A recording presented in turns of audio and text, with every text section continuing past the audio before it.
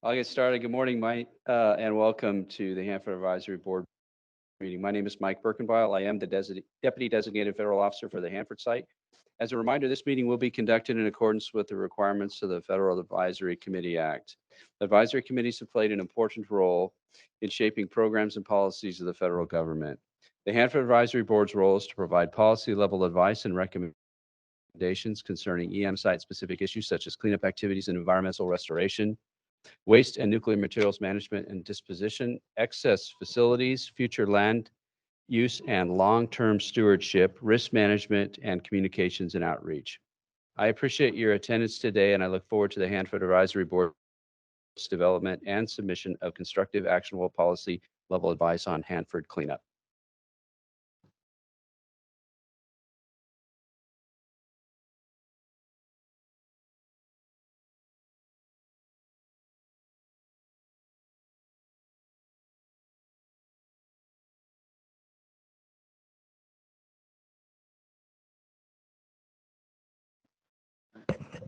We'll go to Plan B. All right. So my name is Ruth Nicholson. I'm the HAB facilitator, and there's a couple of things you probably need to know in order to survive this meeting. The first, we record all of these meetings and we post those recordings on hanford.gov. So you know you're being recorded. Second, if you are in the room, we want to collect your autograph on the sign-in sheets off here to my left, to your right. If you haven't given us your autograph, please do so. We've got record-keeping requirements under the Federal Advisory Committee Act. If you are with us online and you can't even see the sign-in sheet, please sign in and chat with your name and your affiliation, which organization or stakeholder group you're with. If you're just with us as a regular member of the public, we're glad you're with us. That will ensure that we spell your name right and get it in the minutes. Restrooms are behind this wall. If you go down the hall and turn right, there are men's and ladies' restrooms. The exits, if we have to get out of here, again, are out to the right and down the stairs. I don't think there's a way out this way. But we have unlocked this door here behind the Robs. So there are actually multiple ways out of this room now. We're trying to funnel people in to get the sign-in sheets this morning. Handouts for the meeting are also over by the sign-in sheets. We didn't make copies for everybody. We're trying to do more and more electronic, but there are some hard copies of the presentations, the agenda, those sorts of things. Lacey, have I missed any other logistical things? Are we good? All right. Susan. Good morning and welcome to our first regional meeting in quite some time. I hope you all enjoy your time here in Yakima. And I'm sure that there will be people around that are familiar with the area that can help get you situated if you're looking for food or drink later in the day and the evening. So did you want to introduce place? Drink, okay. So reminder that the meeting ground rules are on the bottom of your nameplate, but pretty standard for any meetings. Let's try and just recognize each other and turn off our phones. And so we don't minimize interruptions. And we've got a full packed agenda for the next 2 days that we've got a lot of things we need to get through. So let's be happy and have fun and let's get some work done. Okay, so to the agenda. Since I just said we've got a lot of things to do, we're going to have a briefing from Mia on the what happened at the EMSSAB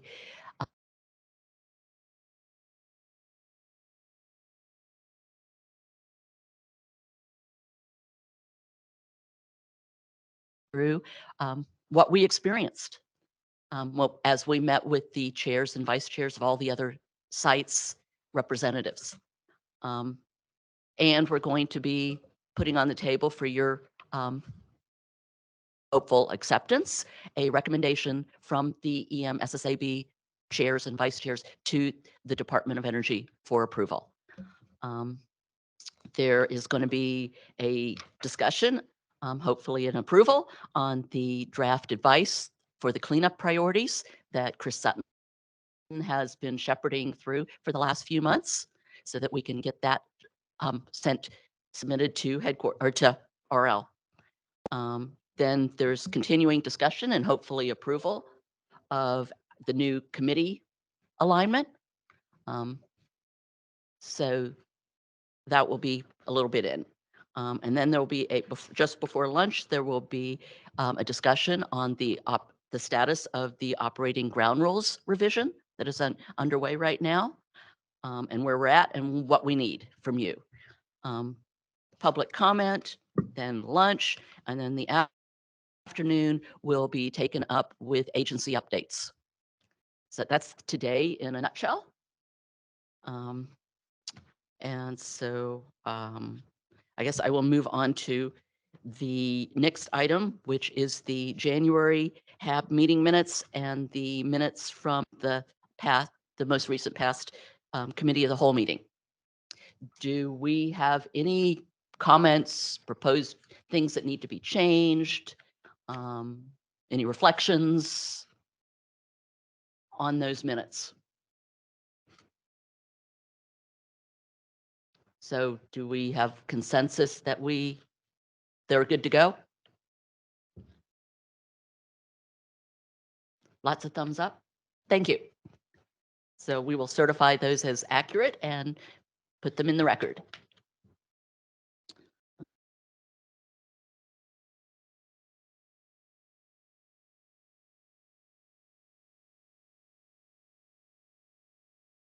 Good morning again. Hear me? Yep, I can hear myself. That's good. Yeah, this morning I'd like to introduce Lindsay Summers. Lindsay is going to be joining the HAB as the Deputy Designated Federal Officer beginning April 21st. April 21st, I'll be stepping down and Lindsay will be stepping into the role. She will have ultimate cosmic power on that day. As you may know, we continue to work to align our advisory board with the way that the other EMSSAB advisory boards conduct business. We are the only advisory board that has not had a full-time DDFO presence. And so Lindsay represents the first full-time DDFO. I get to go back full-time to my full-time job, which I've been doing in addition. And I'd just like to say at this time that I truly am proud of the work that this HAB has accomplished over the past year. It's almost a year, I think, since I stepped in. The relationships that have been developed and hopefully will be sustained, and having the opportunity to do some very important work with you for the HAB. And so I'm hopeful, I'm sure that you're going to welcome Lindsay with the same sense of appreciation and eagerness to continue to do good work that you did with me. And I want to thank you for the time that we spent together. Lindsay, would you like to say a few words? Sure. Thank you, Mike. I recognize some of the faces in this room, and I look forward to getting to know the rest of you.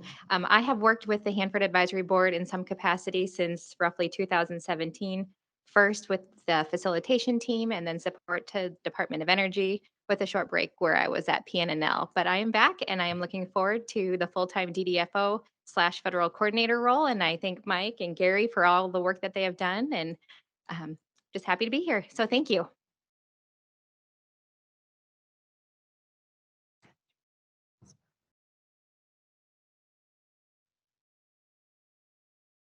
We've got two more announcements. One, Lorene, did you want to talk about tonight? Hopefully everyone can hear me. Sheikh Maitsky, Inkdash Winik Tinamt. Good morning. My name is Tinamt, Lorene Contreras with Yakima Nation. And this afternoon we do have a tour lined up to take the participants here to the Yakima Nation Cultural Center And this evening, we will be hosting a dinner. We have the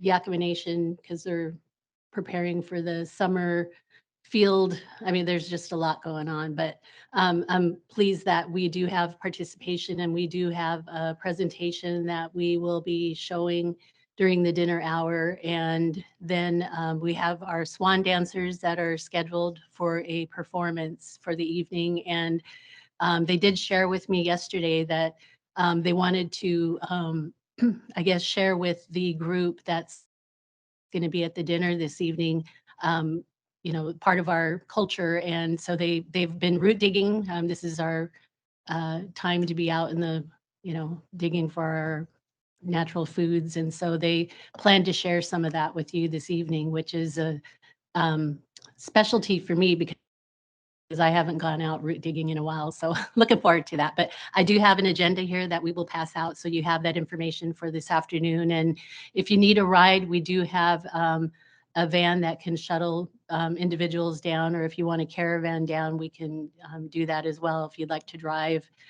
We will have dinner around 6 o'clock after the tour. Our museum director will be providing the tour herself. So, really good information to share with you today, and we're looking forward to it. And, thank you for joining us here. And, it's been a little difficult getting things planned. We originally wanted to share, have everyone at the casino, and they're booked for conferences and stuff that's going on. So we kind of missed out on that, but we will be at the cultural center. So you'll be able to, experience the, our center there. So I will pass out the agenda so that you have that for this afternoon. Thank you. Thank you, Lorraine. The last announcement, I believe, unless someone else.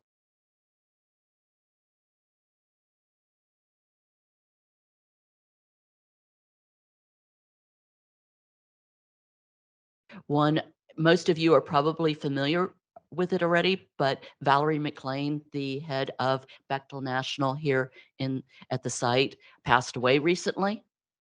And so I would like to recognize that is a significant loss to one of our prime contractors, and she will be missed.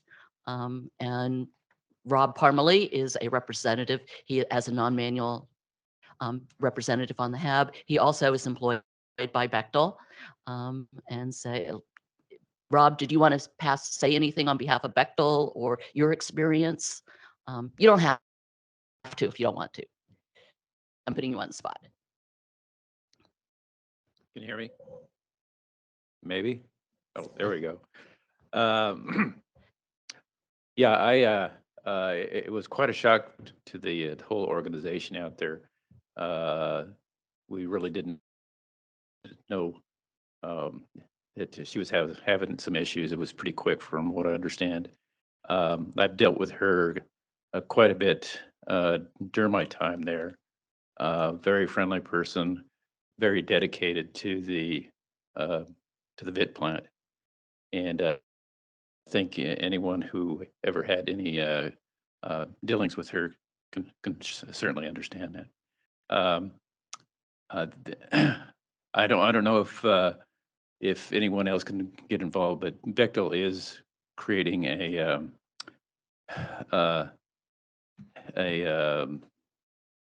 I want to say a dedication that people want to contribute to, that's going to go to one of the local charities in Tri-Cities in her honor.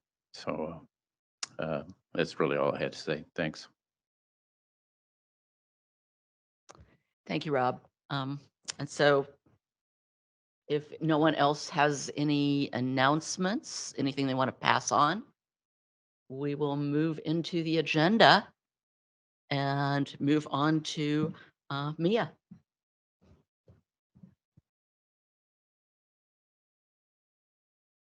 Can you hear me? Yes. Okay.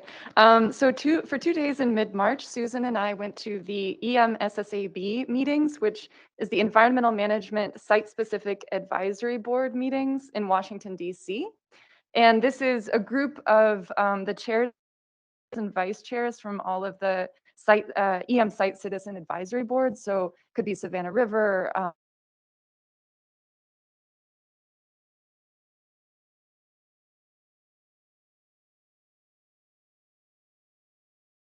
I found that it was a great opportunity to meet the different chairs and vice chairs of the other boards and hear about the challenges that their boards are facing, which are actually very similar to what we're facing in terms of membership, member retention, member recruitment, also just having members show up to meetings. There's challenges around that, and also with membership packets going through in a timely fashion. So we met and talked about kind of how each board was dealing with those challenges.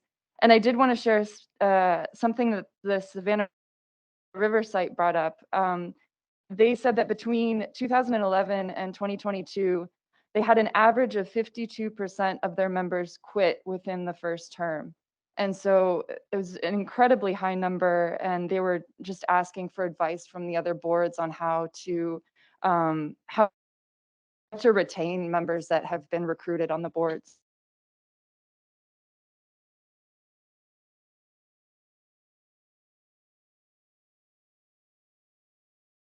Environmental management. So one of those included a meeting or a presentation by the international program of DOE that shared the work they do with other countries, specifically England and Canada and Japan, and how they work together to share lessons learned and experience with cleanup, and how things that may work in Japan could be brought here to the US to use and clean up here. And then a really fun activity that we did was we actually got to do the DOE's budget simulation exercise. So Steve Trishman, who's the director of budget and planning, he provided an overview of the budget process, and then we were split up into groups and of around 7 people, and one person assumed the role of EM1, another person assumed the role of the director of budget and planning, and then the rest of the members of the group actually took on the role of the site manager. So for Hanford or for Savannah River site, and none of us were given the site that we were representing, just so it wouldn't get too contentious about our personal experience with that site. So we were given a different site. And we walked through the budget process in multiple steps. And it was incredibly valuable experience in terms of just learning how the process works and all of the different factors that go into it. Some of it's Congress sending back a number and you just having to make things work, and all of the collaboration that goes into formulating the budget. So I learned a ton and found it really, really fun and interactive exercise. And one of the other things that stood out is that the Idaho Cleanup Project Board invited their site field manager, Connie Floor, to the meetings. And so she was actually shared a lot and provided her perspective on the budget exercise and other things as well, and just found that incredibly valuable to hear from a site manager and what, her perspective on cleanup and on what goes into the budget. And then the what brings us to kind of back to why we're here today is that the Savannah River site brought forward a recommendation, which is kind of like HAB advice, but it comes from the EMSSAB. And so we are going to be considering this recommendation today. And the plan is that we cannot change the language, we cannot edit or wordsmith any of this recommendation. we simply either vote yes or no for it to go forward.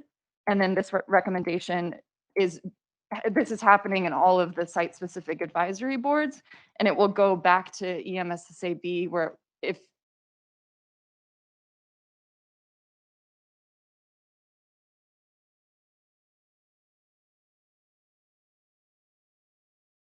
the recommendation is, there's a 3-step process for EMSSAB recommendations. So the EMSSAB makes a recommendation, DOE responds to the recommendation, and the 3rd step of the process is a final policy action or implementation of the recommendation by DOE.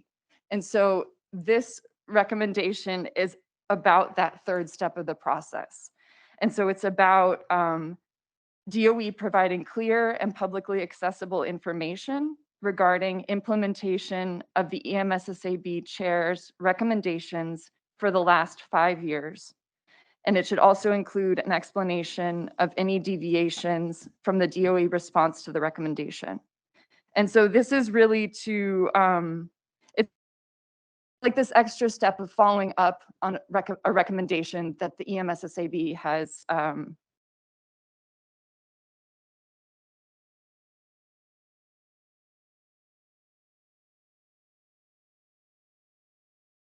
learning.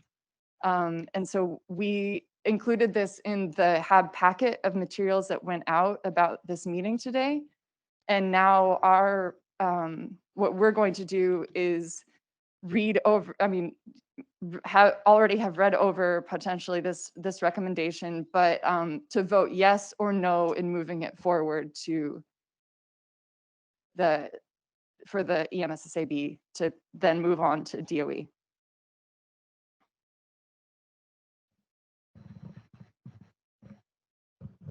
Does anyone have any questions, concerns? Okay. Rob?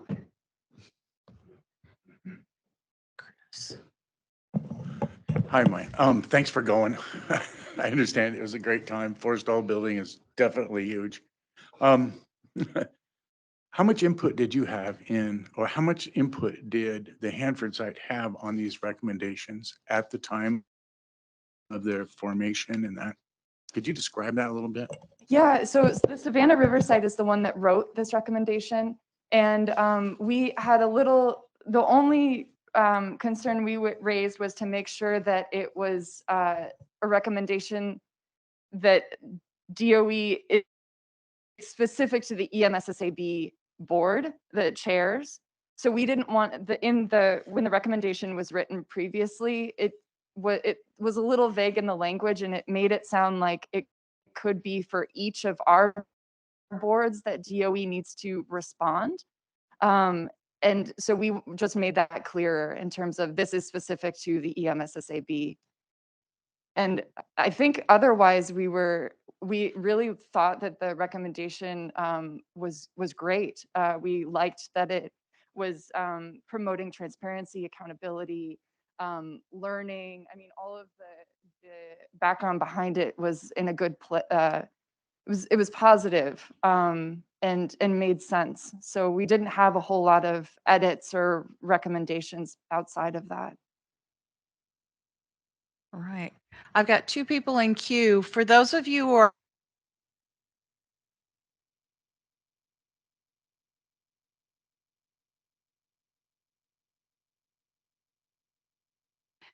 we include those of you who are online. So I've got Chris and Todd in queue and Jan. Chris.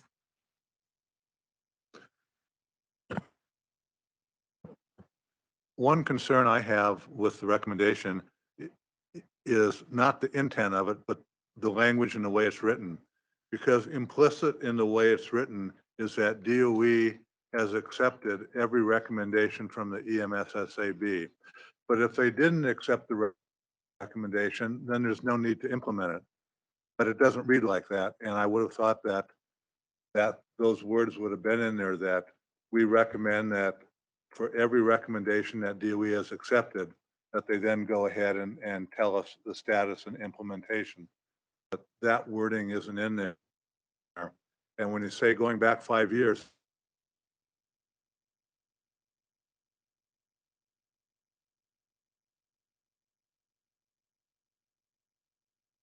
that's just a concern that I have. Is there's no need to implement something if it hasn't been accepted. Right. Todd Meyer.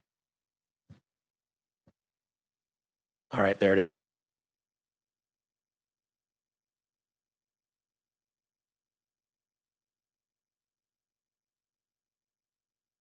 People say things like that. I know I'm with my people. I don't know that now is the time, but it would be interesting to hear what you that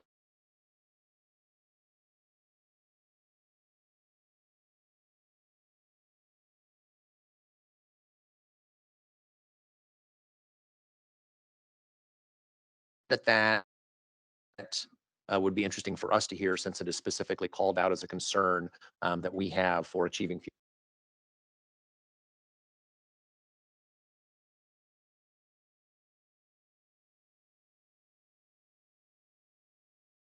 I'm wondering, the process is that it was drafted and then DOE responded, and then now we're in sort of the third stage where they've had an opportunity to respond. Is that correct?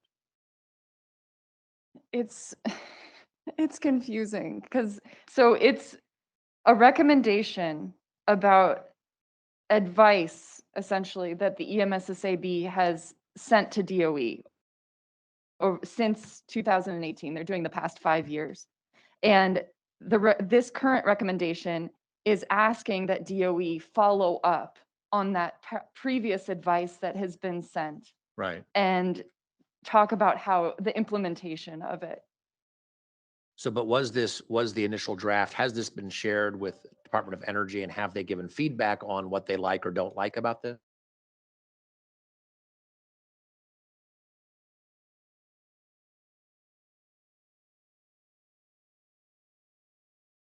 Because I am curious about, it seems in reading it and thinking about it, it seems very straightforward.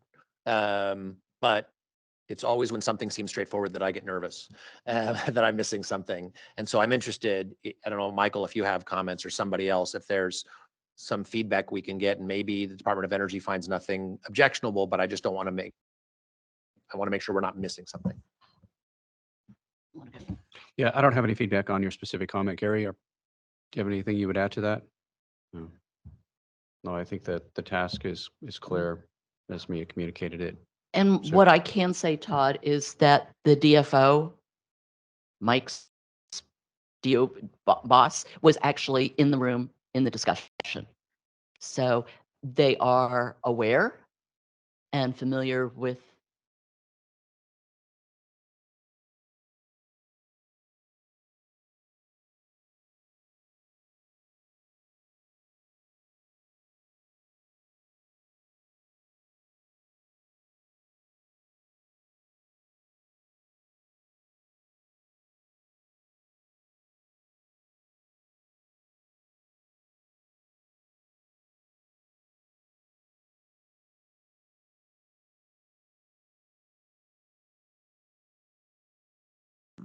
So I've got Richard, Jan, and Rob Parmalee. No, Richard, yes. I guess I mean, this is dealing only with EMSSB advice at the joint, not our advice, which typically gets responded, but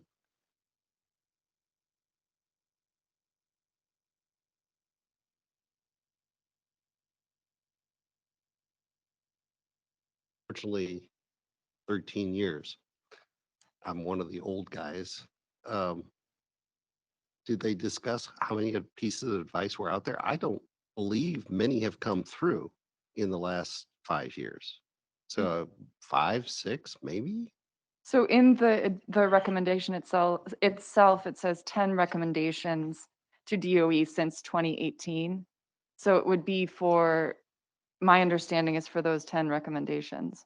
Okay, was there a discussion what those recommendations were? I No. mean, the one that stands out in my mind was the membership recommendation, because all the boards were suffering the same thing Hanford HAB suffered with term limits, et cetera, and the discussions that, you were talking about of how turnover of HAB members, I'm I've been kept on the board, unlike many others, long-term people, only because of the organization I represent.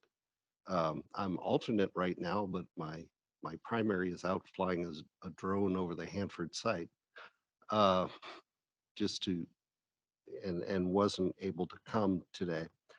But I guess the question comes down to is, it would have, just for future reference, it would have been nice if those 10 recommendations were at least referenced in this advice, but that's fine. All right, thank you. Right. Jan? Good morning. So I have a couple of questions. It seems to me that what we're looking at is a piece of advice that is presumably coming from every one of the EMS SABs throughout the complex. And I don't know how many there are, but on the signature page, I'm wondering if all the EMS SABs signed it or whether there's some more that didn't sign, like Los Alamos, for instance. So each of the boards has to bring it back. Each of the chairs and vice chairs has to bring it back to their personal board. So we don't know who's signed on to this yet or who's agreed to it because we met in mid-March. So this is the first time that we heard about it. The first time we heard about it was in mid-March, and depending on when those boards meet, they'll bring it back then. So it just happens that it's today in April for us, but it could be a month later for a different board. I just don't know. So the advice was written by Savannah River, and we have some people having already signed on to it, including the Hanford Advisory Board. Is that because we already approved it, or? No, it's just one of the signatories, potential signatories. Okay, but maybe not all of them. That's my question. Okay. The second question that I have is, it seems like what the recommendation is that the DOE provide, publicly accessible information. That's a good idea. And that DOE report back to each EMSSAB regarding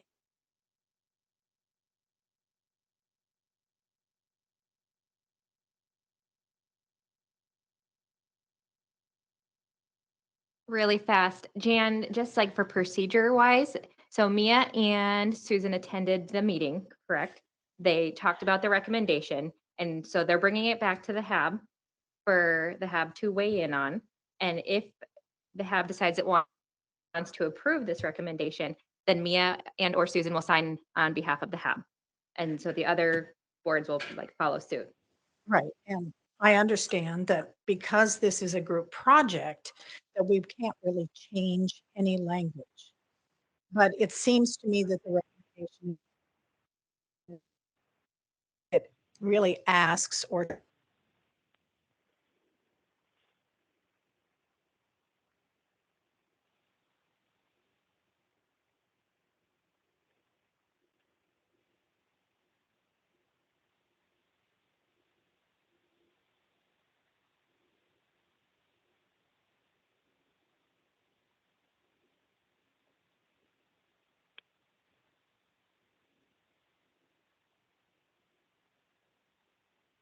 We actually asked that question, being relative newbies to the process. Yeah. And no, the goal is all of the advisory boards sign off on it and it goes to headquarters. But there evidently has been experience in the past where one or two of the boards have refused to sign on to a recommendation and it still was sent. So how do they decide if this recommendation is going to be sent to DOE with then? I mean, I think majority rules. majority or, Yeah, Robert's Rules of Order, majority rules. okay. So it just, but yeah, we kind of asked that question. But yeah, we're not required to sign on to it. That's the goal. Okay. All right. Thanks. Right. I've got Jeff Wyatt and Richard Bloom. Jan, are you still up? Okay. And after Richard, I'm going to check. We've got some folks that are dialing in on the phone because the audio is a little wonky. So we'll check with folks on the phone in case they want to say something as well. Jeff. Thank you and good morning. I think this has the potential to be a very positive precedent at a level higher than the Hanford board at the national level. So if DOE agrees to provide this sort of follow-up feedback on advice, that should trickle down to the HAB board, and DOE here would also be obligated in the same fashion from a policy perspective to follow up and tell the HAB how our advice has been implemented over the past 5 years. So I think this is a very, very positive precedent if it's promulgated and accepted by DOE. Rob or Richard. That's an interesting comment. I was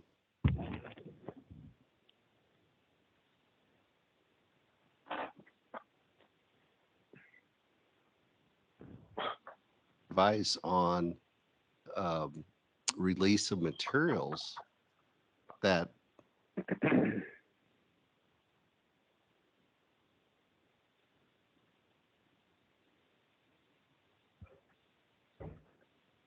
from going to DOE. So there must have been a change over the years, but it's nice to know that. We specifically asked that question. And we operate as a consensus board, and all it takes is one person to block something under a consensus process. Most of the other boards all operate under Robert's Rules of Order, which is Okay. majority. All right, thank you. Are there folks with us on the phone who want to ask a question? It's a little harder to see your hands raised when you're on the phone.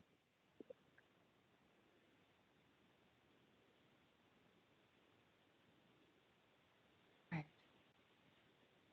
Madam Chair, do you want to ask for action today or tomorrow on this issue?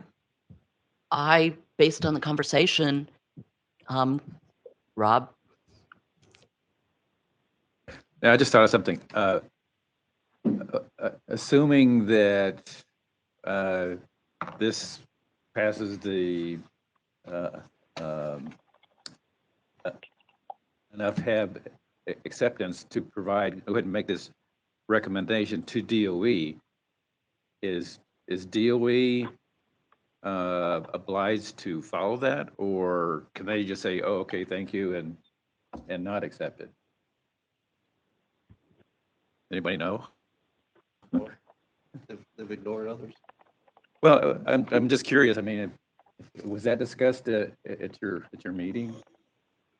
Yeah, it's my understanding they're not required to accept it. Okay. They have different responses. Maybe Mike or Lindsay can fill in, but there's like slightly accepted, not accepted. I mean, there's different levels once a recommendation is received, is my understanding.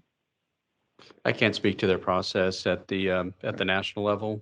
I don't have that information. I find it encouraging though that it's being routed, right? That the DOE, that the DFO is supportive of routing it to the other citizens advisory boards, and so I would offer that for your consideration.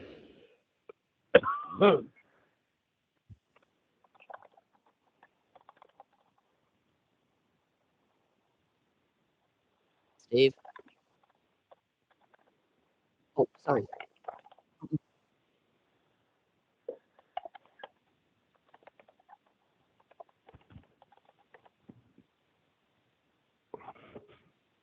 Or not hold, but request accountability from DOE on this stuff, because this is all funded by sort of taxpayer dollars to have these boards. And so to just have them and have recommendations come out and go,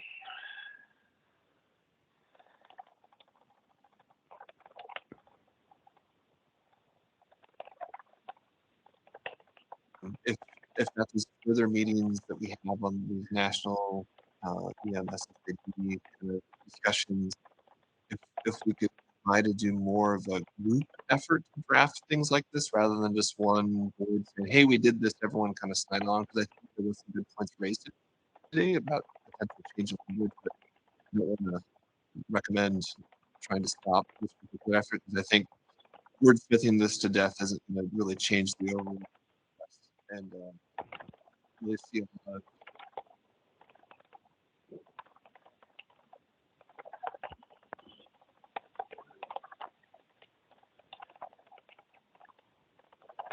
maybe in more pre-collaboration before a letter just comes to us saying, hey,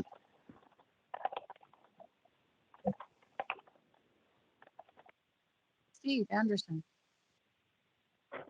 Morning, everybody. I guess in that same vein, I do think that there's a lot more positive here. I'm glad to see that there's greater collaboration across the different sites. And to Mike's point, I think these are all well worth taking into consideration. I'd like to see it move forward. I think this is, people to hear back, and I agree. I think we can, try to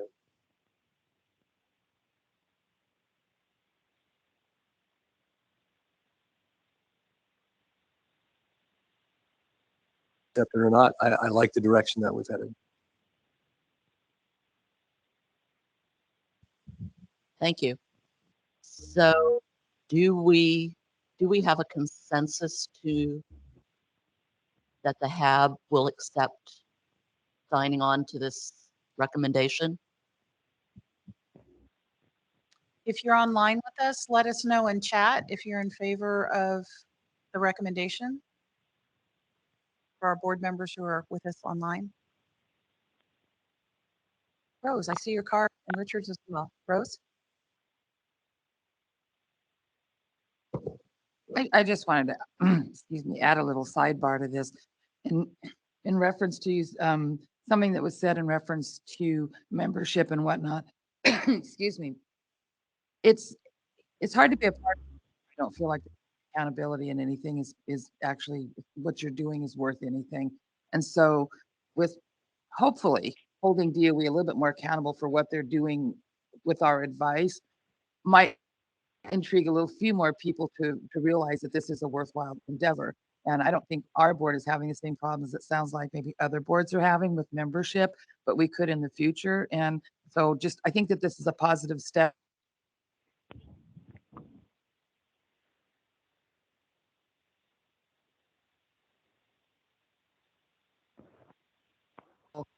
Points to it. Richard, did I see your card up and down? Yeah, I just wanted to comment.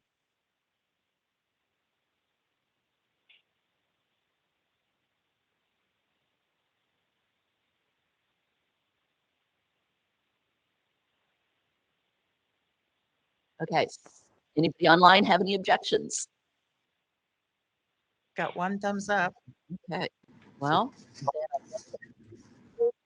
sign off on it. Thank you. Sue, I think Gary had something to add. I just wanted to make sure we had a quorum for that vote. Yeah, we're good. Yeah, Lacey's over here keeping us legal, but Literally. she's actually doing quorum checks during every action item. Yeah.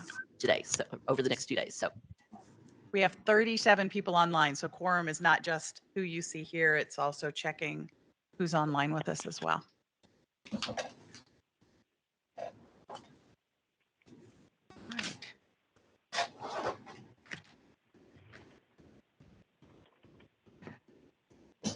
Next up is Mr. Chris.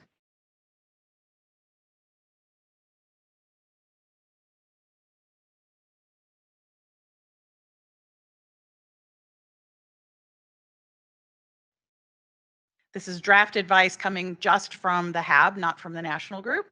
And the concept here is Chris is going to walk through this.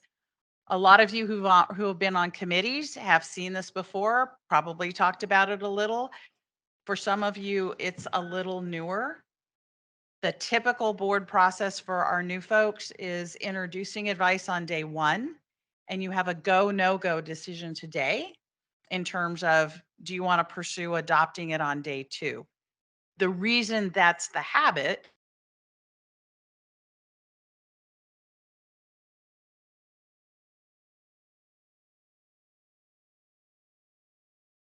to adopt things on day one, if in fact you have agreement like you just did. So Chris is going to walk through the advice, looking for big picture issues if you have them. And the question will be, do you want to see it again tomorrow for adoption? Questions on process? Brett?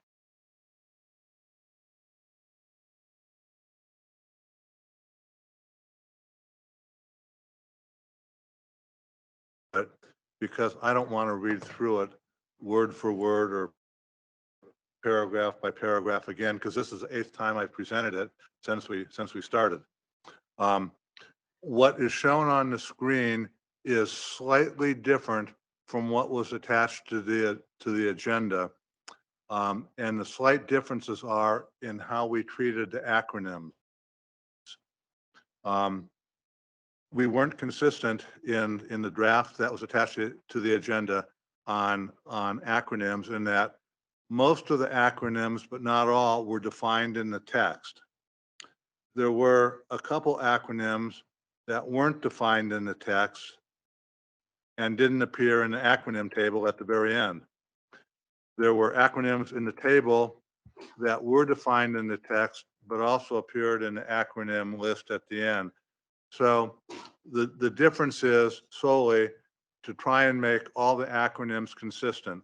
And what the red line version on the screen is every acronym that's in the text is defined in the text. For example, DOE is Department of Energy, and that is true for every acronym in the text. In the table, acronyms in the table that are not defined in the text are in the acronym list below. And in note 1, we say if it's not defined in the table or not defined in the text, it's defined in the acronym list below. That's the only difference between what I'm talking to, what's on the screen, and what was attached to the agenda. Okay. Now, as far as the advice goes, it differs a little bit from our cleanup advice in the past several years, in that this year we start out with an advice summary. And the advice summary would be analogous to an executive summary in some other type of, say, technical document.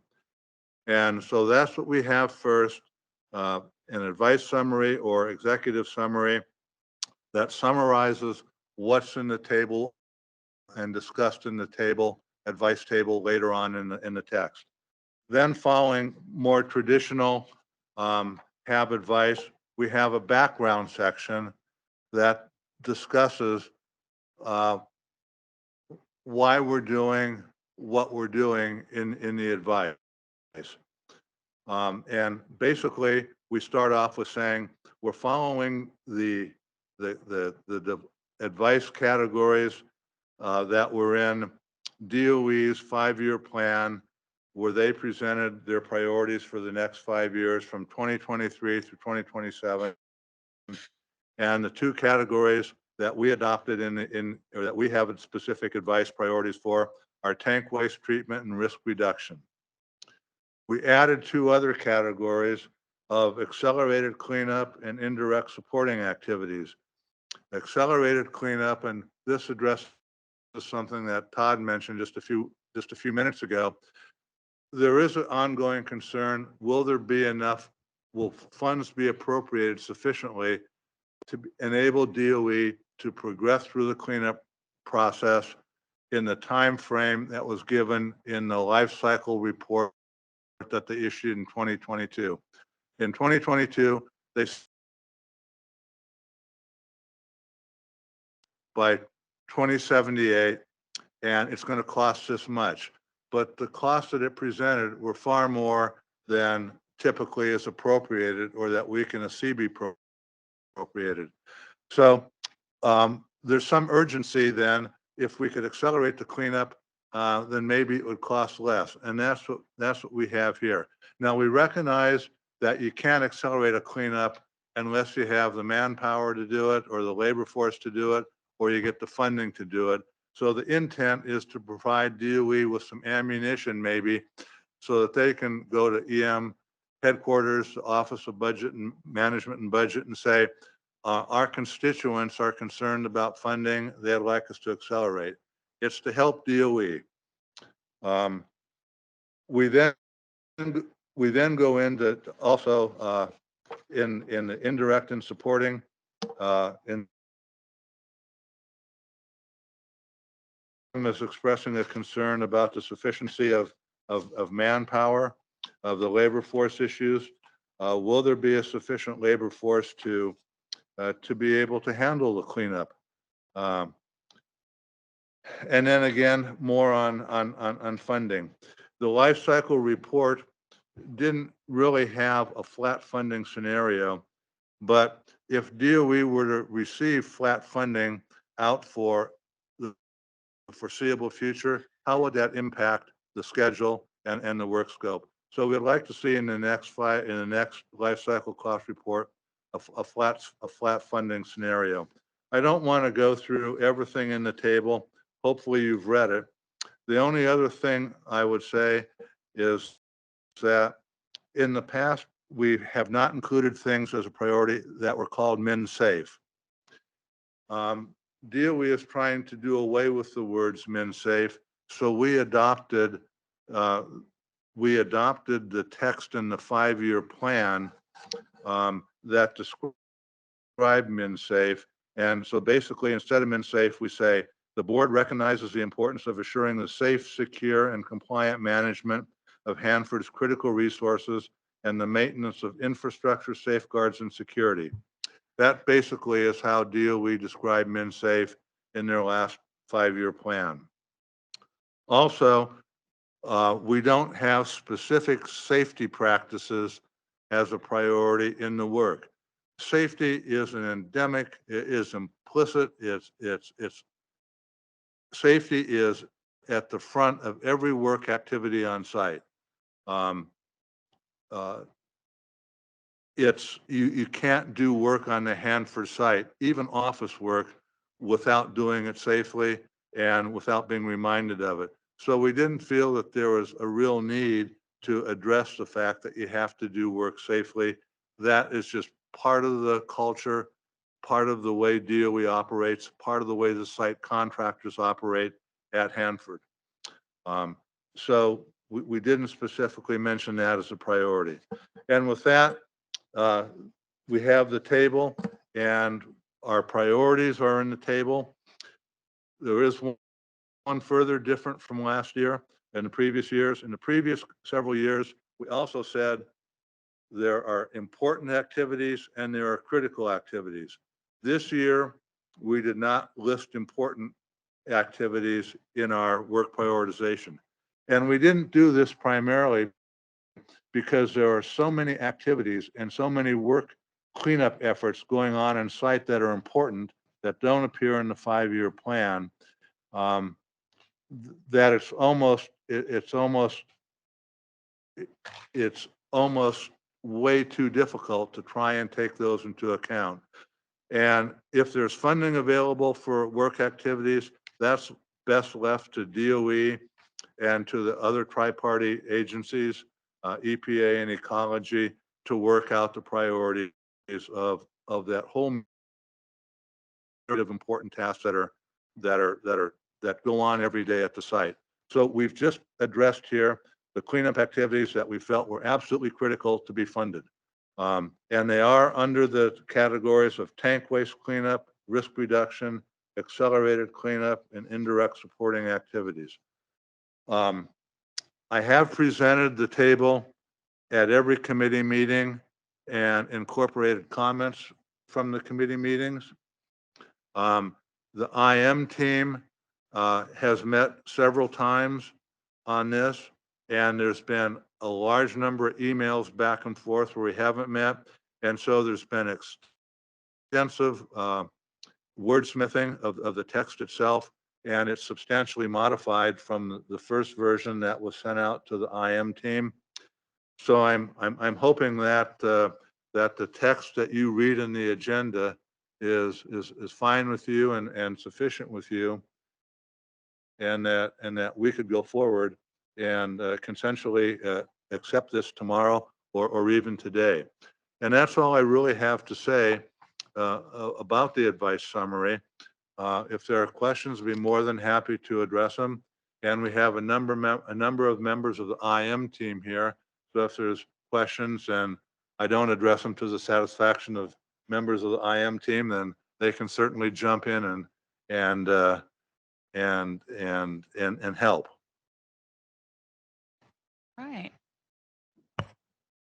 Dan, and then Jan, it was a race. Which one of you wants to go first? Jan? What a great draft advice this is. I know you've been working on this for now a couple of years. You're perfecting this, and this is about as close as we can hope to see of a comprehensive thing. And I compliment you and your team for putting this together. I think that page 1 is very good in outlining what the concerns are. And then my question kind of gets to this part in the background that has bullet points for the 2 primary or overarching kind of guidance: tank waste treatment and risk reduction. But then when I look at the table, and it also includes accelerated cleanup and indirect supporting activities, I had to go, oh, great, this got in here about the accelerated cleanup, because when an emergency happens, like the leak at the plutonium finishing plant or the collapse of the Purex tunnel, then money becomes available to address that. And that's what the kind of money that you're fishing for here when you talk about accelerated cleanup. And as far as indirect supporting activities, I don't really have a comment about that. But there's a way in which I would like to see in that background where you have the 2 bullet points of tank waste treatment and risk reduction on page 2, to somehow complete that with the other 2 categories without moving it to the pros. Like maybe there's a way to block it off in a way to say additionally, or these 2 are also, priorities. And, you were using language like very important and maybe, whatever, not so important, but just to make sure that people see them before you go to the table, that they see them as additional categories. Otherwise, like I did, I went back and went, oh, there are 4 categories when you only mentioned 2. And that I think would help to clarify it. Yeah, Jan, I know you probably talked about it in your group. below the 2 bullets you see, there's the next sentence says, additionally, categories of accelerated cleanup and indirect supporting activities have been provided. Yes, I did see that after I looked hard for it. And so I'm just saying maybe there's a way to call that out without making it exactly 4 bullet points or bracketing it off in some way, so the other 2 categories are seen like primarily. And like I say, you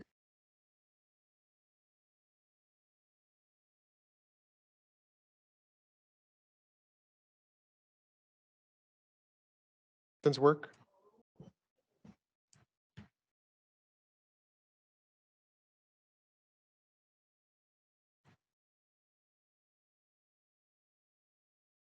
and maybe not Will starting do. it. Yeah, and maybe not starting it with the word additionally.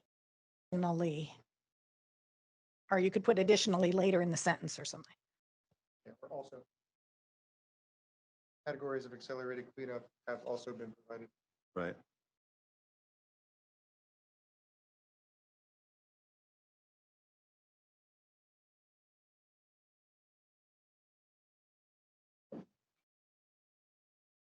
On.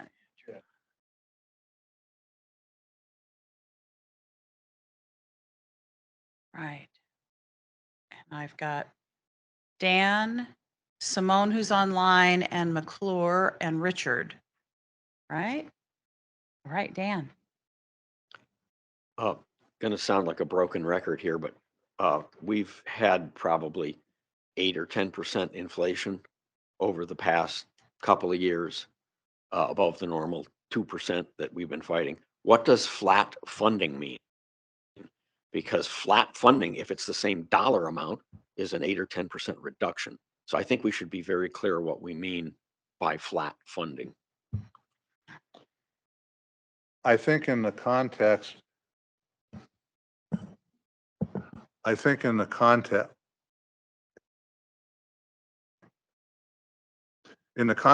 we meant, in the 5-year plan, it said that the 5-year plan, DOE in their public presentation of their latest 5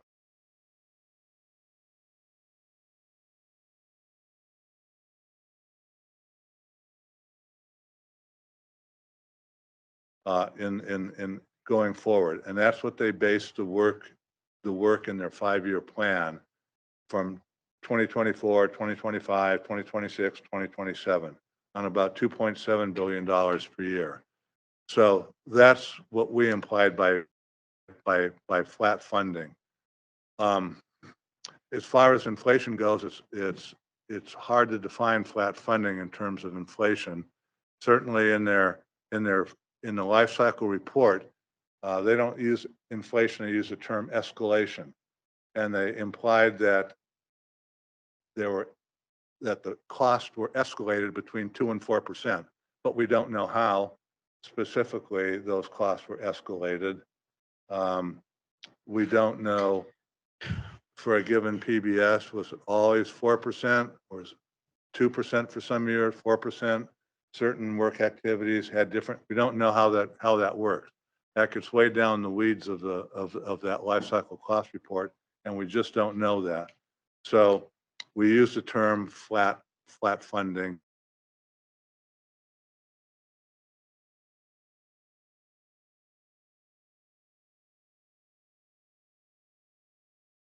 Not like, give us a scenario, $2.7 billion per year from ad infinitum. So we just used it and thinking that, well, maybe DOE will come back and there'll be discussion on that going forward. It's a little vague, but the life cycle report's even vaguer on that. It's not the best answer in the world, but that was it.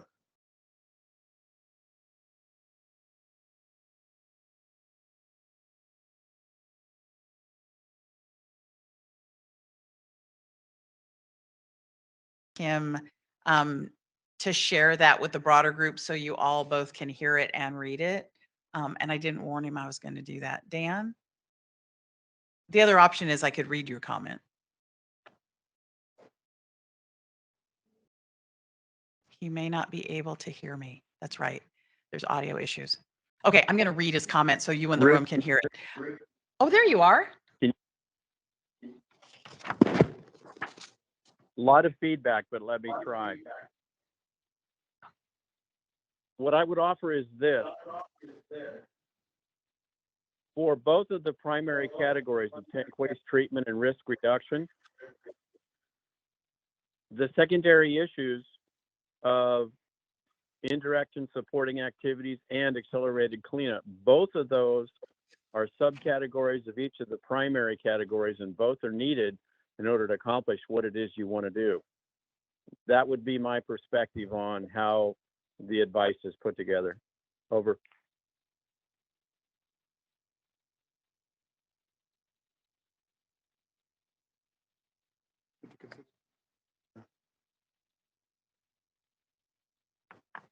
And that might be something that we can consider take into account going forward for next year as we build the advice next year based upon this year. And if I could offer one other comment in listening to what you're suggesting, the flat funding profile. The flat funding profile depends 15. on the initiative. Oh, go ahead. And I'll give you guys an example. The current system plan 10 planning basis is $2.7 billion per year with a roughly 4% escalation.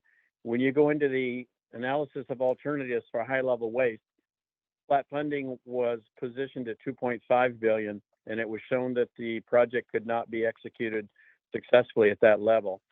So if you're asking for a flat funding profile, you may want to consider a range of dollars in your ask to ensure that what you're asking for can in fact be successfully executed. We've said 3 billion, and the reason that we use the 3 billion is that last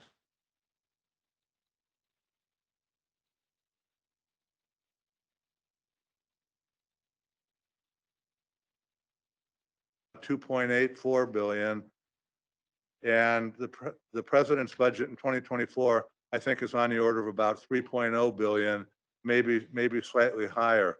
So the budget has increased every year, but certainly not to the extent of inflation. So we decided to go with 3 billion because that seemed to be a kind of a reasonable average for the past 3 years.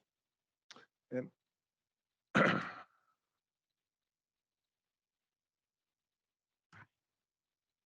So I've got Jeff. We're planning on taking a break at 10:15, and we'll have the audio crew huddle and see if we can't do a better job of triaging some of the audio stuff we've got going. I've got Richard, and now I've got Jeff and Rob Davis in queue as well. So we've got a longer queue than we have time. Let's start with Simone and then get as far as we can, and then we'll take a break at 10:15 to see what we can do to fix stuff. Simone, are you on the phone or are you on the Wi-Fi? I'm online. Can you hear me? Yeah. Yeah, you're showing up really well. I'm going to pull up your words. Great. Well, first, I just want to say thank you to the IM team and the committee for getting this advice together. I wanted to suggest that we should include an advice point advising the agencies to invest in public involvement. And specifically, I suggest adding the advice point that we included in our last year's cleanup priorities advice, which I could read or I can post in chat, or maybe everyone knows what that advice point is. But yeah. It's actually showing on the screen. Mia emailed it to me earlier today, so we'd have it. Oh, perfect. Yes, that is the advice I suggest we include in this advice. in discussions with the IM team, that particular point is really not a cleanup activity. It's important, but it's not a cleanup activity per se.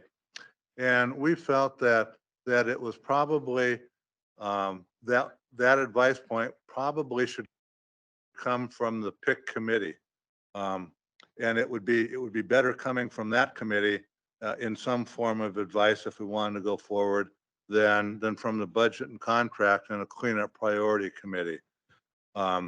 We didn't disagree that that's not important. It's just that we felt that it'd be better place coming from a different committee.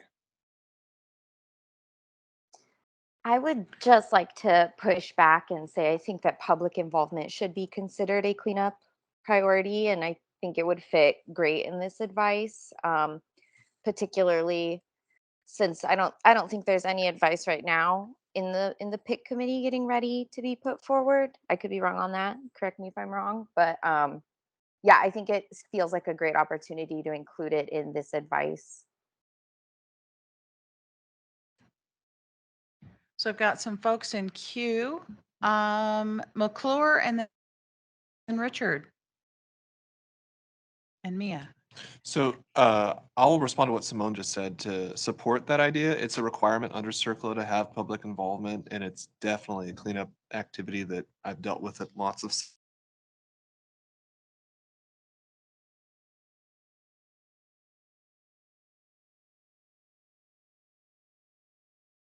actively engage in this particular drafting throughout time, but there is one issue that I noticed on the accelerated cleanup with the 324 building. There is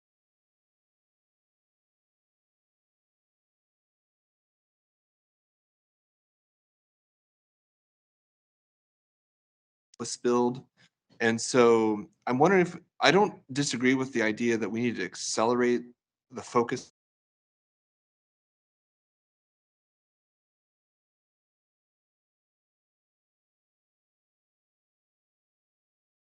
of just complete the remediation instead of sort of complete the excavation of the waste site. And I'm wondering if we could use that language instead of sort of what's down here, because that would make me a lot more comfortable with what's recommended for that acceleration bullet point.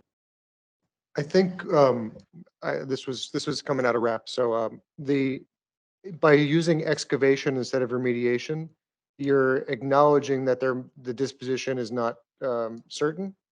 So trying to get it out of the ground and into some kind of container is the goal. If you say complete remediation, that includes the disposal phase, and that's the fine line. I'll have to think about it some more. There's something there that's kind of tripping me up, but it's more of a wordsmithing thing, and I think you guys have done a good job on this. Just so I'll give you guys some more input later. Well, the other thing too is we brought in milestone M01685A, and I think that the words are excavation in that milestone. So we've linked the words to the words in the milestone. Yeah, we had a discussion during a tribal coordination call with DOE about this, and they were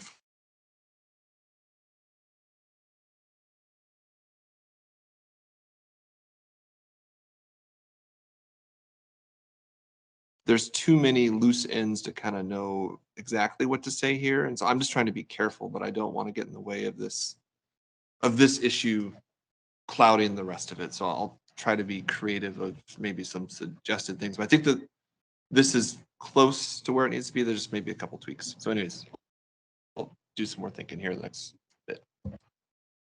Okay, we've got 4 people in queue and like a minute before break. Oh, Tom, yours is down. Okay. We have 3 people in queue. Do you want to run through the 3 quickly and shorten your break, or what do you want to do at this point? We do need to have a break to deal with technical issues. You want to continue okay, we got 5 minutes and then we really are going to break at 10:20. Got it? All right. I've got 3 in queue. Jeff, Rob Davis, and Mia. Jeff and Richard. Thank you. Richard. Sorry, Richard. I'll jump in real No, quick. jump in. First of all, I'd like to clarify that you misspoke when you said safety wasn't in our recommendation. It is. It's in the advice. And to address the public involvement, I suggest we just add the words public involvement, comma, a healthy workforce in the middle of that paragraph. And just start that sentence. That's a healthy workforce and safe environment, conscious performance of work are fundamental. And just put public involvement in the front of that sentence, and it's in the advice on page 3 under advice. Right there. Yeah, where it says a healthy workforce, just stick public involvement and a comma. Yeah, that's it.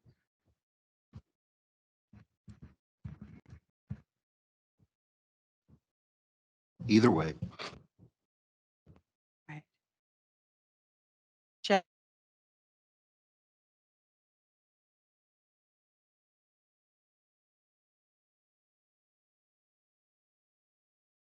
Which implies, or from an economic standpoint, means that whatever the agency uses for inflation or whatever is added. So that should address that flat funding issue.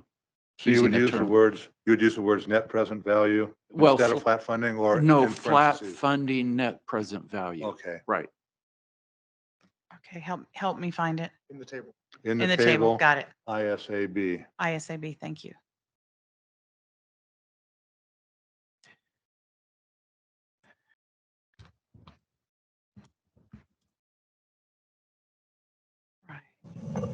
Okay, is that how you would like it, Jeff? Okay. Okay. Rob Davis. Yes, we've all worked on this advice for a while, and I think it's really good, fine shape and that sort of thing. I just want to bring up and make sure people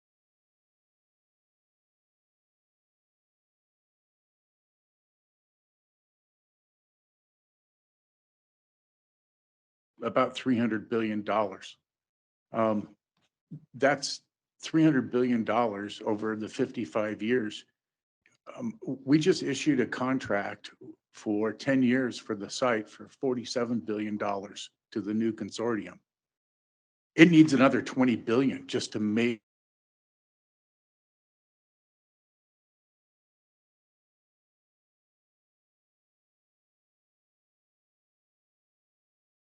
a couple billion short of what their estimates are in the cost profiling. I think it's exciting that we have a new contract for $47 billion, meaning that they're probably going to increase it about $4.7 billion per year that we're going to get. Well, that's a good increase from the 2.7 we're getting now, but we're still short $20 billion just from the estimate of the 10-year program. The numbers just don't add up. And I don't know how we're going to make a difference. You know, what's going to fail between here and there? Are we going to reach a break point? I think it's serious. If we're $20 billion short for a 10-year contract, what are the out years going to be? They're just going to increase. The longer we let this thing delay, the more and more money we're spending out there. I just want to remind people that this is really important, but we just can't be working with numbers that are $20 billion off. How do we know what we're doing? Thank you. And it's good advice. I like the advice. All right. Mia, you get the last word before break. Oh, we've got Jeff's card went. Okay. Mia, you got the last word before break. Okay, so I agree with the public involvement point that Simone brought up, and I don't think it should go in with where it was added to the healthy workforce, because that sentence is taken directly from our fundamental core values. So I don't think that should be changed because it's word for word from our core values. I think it does fit in the under indirect supporting activities. The other activities in there aren't cleanup per se. It's workforce issues, Hanford funding support, and advice distribution, which isn't cleanup. It's definitely a part of cleanup, but I think public involvement would fit in well there. And I think it shows that we want it funded and we care about it. And it's important to us as a board. So I suggest that.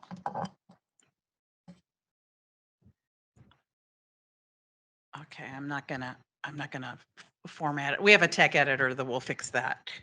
The only thing is the third bullet might not be still valid because, you know, now the position is one person from every seat can travel, whether they're the primary or the alternate.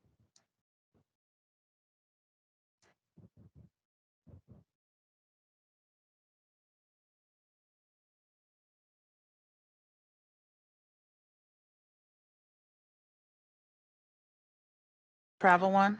Okay. Oh my gosh. Sorry.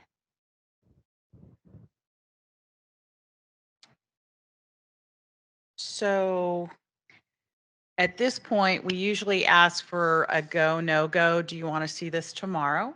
If there are wordsmithing things that still need attention, we can grab some folks at lunch or after the meeting to do those fine tuning things. I'm available to help you do that. So do you want to see this tomorrow for Potential adoption? I'm seeing heads nod. I'm seeing heads nod. Do you need to gather to do any more wordsmithing, or do you, okay, I see heads nod. Let's check right before lunch as to when we're going to do that, because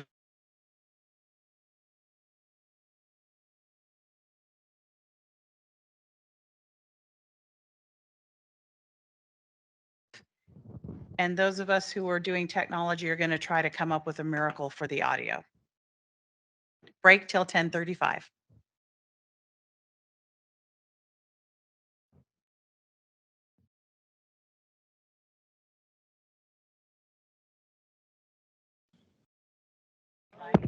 Okay, we're both alive. Now we're dangerous.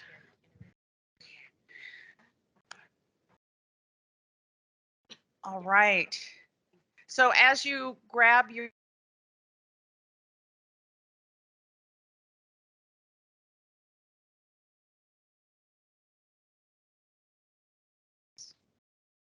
make sure you thank Laureen.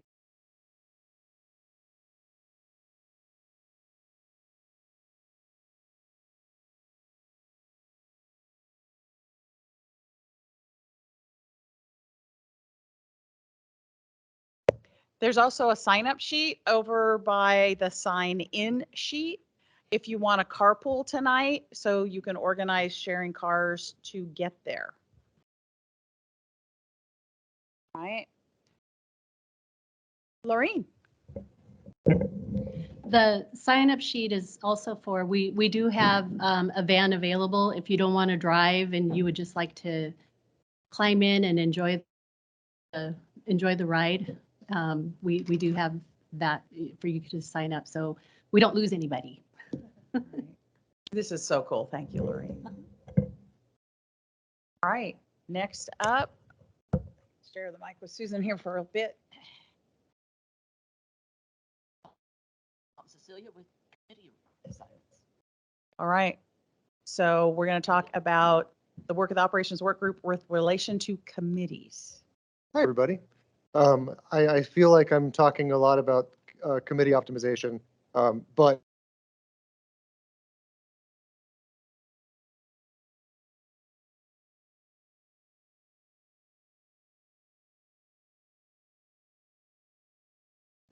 HAB's operations and make sure that we're in alignment with all the MSSAB boards and all the rules and regulations we have to do, and that we are able to talk about everything that we're supposed to be talking about. The committee structure that we have has worked fairly well over the years, but we're noticing that as the operations at the site change, the work is falling onto a couple committees, and other committees don't have as much to talk about. And so we want to sort of make sure that we're equitably distributing the topics and the work. We had a committee of the whole in March. Is that March? That was last month. Seems like a year ago, but it was last month. And went through an exercise where everyone in the room sort of looked at what the HAB is allowed to talk about and what the HAB is chartered to talk about, and tried to group it and see if there's intuitive ways to do that. The committee of the whole told the operating work group and the EIC to figure out how to organize that data that they collected for us. And so that's what you see in front of you. We took our lead from the operating ground rules, which says that the primary mission of the board is to provide informed recommendations and advice to DOE, EPA, and ecology on selected major policy issues related to the cleanup of the Hanford site. So you'll see the different committees and their mission statements sort of reflect that charter or that mission. And in each of the committee's mission statements, we sort of talk about what the committee is supposed to be talking about, and you'll see that it is they're designed to determine whether advice is warranted or should be recommended. So in order to determine whether advice should be recommended,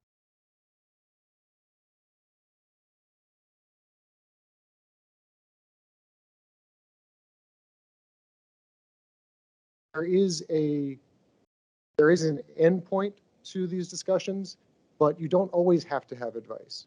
You could have a presentation on something that is important to the site and important to clean up, but is not something that the HAB needs to weigh in on. So that is included in this these few words. So the committees that came out of the Committee of the Whole are the Community Outreach and Engagement, which would inherit a lot of the work that the Public Involvement Committee has done, the PIC. There's Cleanup and Risk Mitigation, the CARM, which would inherit a lot of the river and plateaus scope. Land use, infrastructure, and disposal, which is a pretty broad topic when you think about it, because infrastructure and land use and disposal also includes work, health and safety. It includes long-term stewardship, management of the landfills, and cleanup standards, because the cleanup decisions are based on what the proposed land use is for it. So that would be taking a lot of the work from the current HSEP, Health Safety and Environmental Protection Committee, and adding to that, so it rounds out their scope a little bit. Tank waste stewardship and treatment, which is TWIST, will be inheriting a lot of the scope from the Tank Waste Committee. But we've also established that the current structure doesn't have a committee who's handling tank farm closure. So the material in the tanks and the tanks themselves would be part of TWIST, and then the closure got wrapped into cleanup and risk mitigation. So that was a data gap that is not in our current structure. And then the executive steering committee would take over from the EIC. It's the committee with the chairs and vice chairs of all the other committees. The idea here would be for these committees to start operating October 1st of this year, starting the next federal fiscal year. And because they have sort of, the scope carries over, instead of having new elections for these committees, the idea would be to have the leadership for those committees that are currently in place would carry over as sort of interim stewards until an election can happen at the beginning of next calendar year for these committees. What else? We will be working, assuming that this passes today or tomorrow, the leadership workshop, EIC, will be meeting in June to develop the HAB work plan. And so that HAB work plan would take into account the new structure. Am I missing anything? Any questions? Yeah, so the one thing that you might notice isn't on this list is budgets and contracts. The BCC committee. We understand that it is, because of the budget embargo, it's hard to get that information, and it's frustrating on everyone's plates to try to get that information. And the contracts, as they come out, the turnaround time on comments doesn't align with the HAB's workflow. It takes longer to get HAB advice through than 45 days, which is what the comment period typically is on contracts. So the view is that this is an overarching topic. And so each of these individual committees would be discussing the contracts and or budgetary constraints that relate to their scope.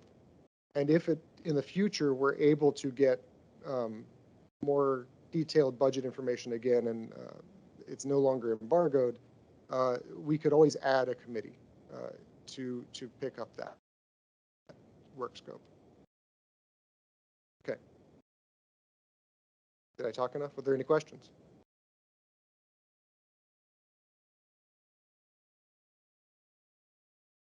Can we do a quorum check?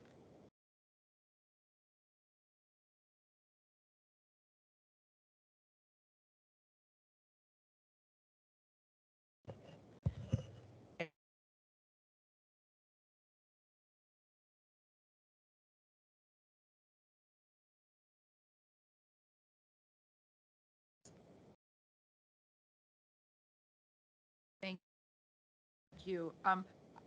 I missed the tank waste stewardship and treatment, the twist. You said that that's going to be for tank waste, but then what else is that going to be handling then? So it's for the management of the waste in the tanks, the extraction of the waste from the tanks, and the treatment of the waste.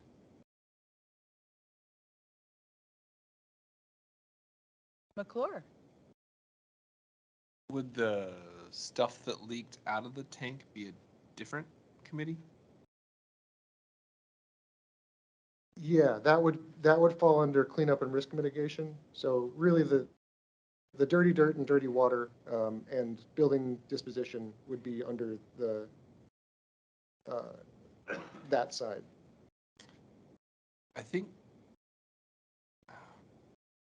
it just hurts my brain a little bit because of the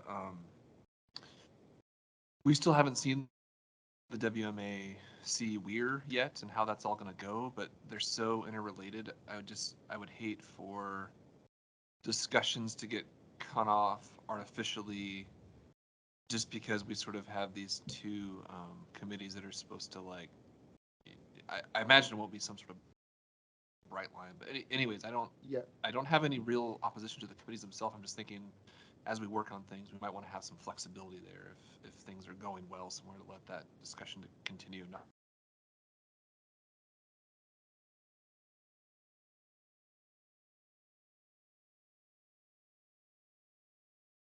handles the tanks. So we've had a couple times where we've had joint meetings with the two committees to talk through. So we make sure we get the whole picture, not just sort of pigeonholing it. We've also been working on making the agenda development process work better because it has frustrated many of you around the table. And if we get that happening earlier, it's easier to flag those things and give people notice that we're going to have a joint session or a joint meeting and make sure that those signals are crossed between both committees.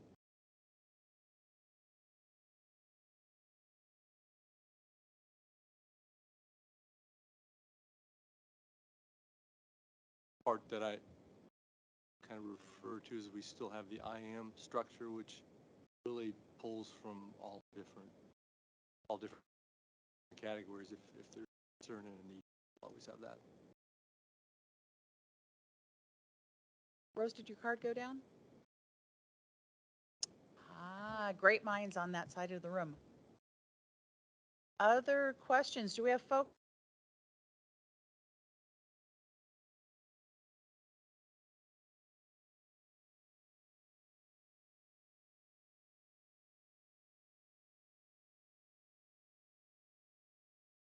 Madam Chair, what would you like to do? So do we have any objections to moving forward effective 1 October with this new committee structure? Did I say that right, Richard?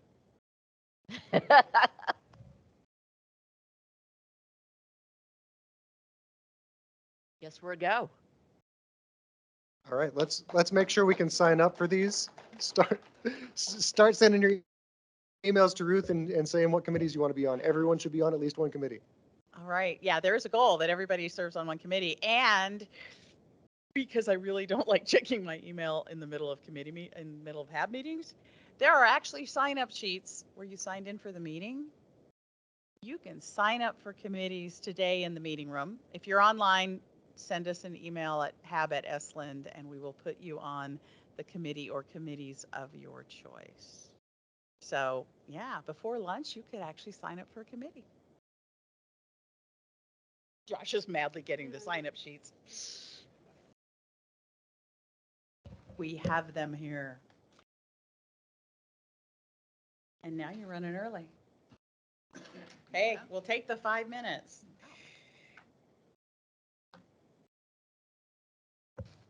Okay, and Rob's going to fill the 5 minutes. Get that mic.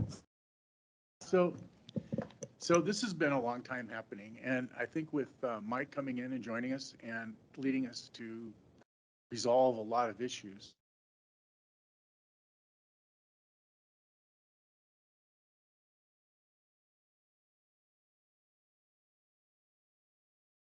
could you describe the success, what you see, and what you accomplished here in summary? And all the alignment efforts and the battles, and because my hat's off to you for wading through this. But let's hear how successful you feel it has been. Thank you. Can I have another full day, if we count the balance of today and tomorrow.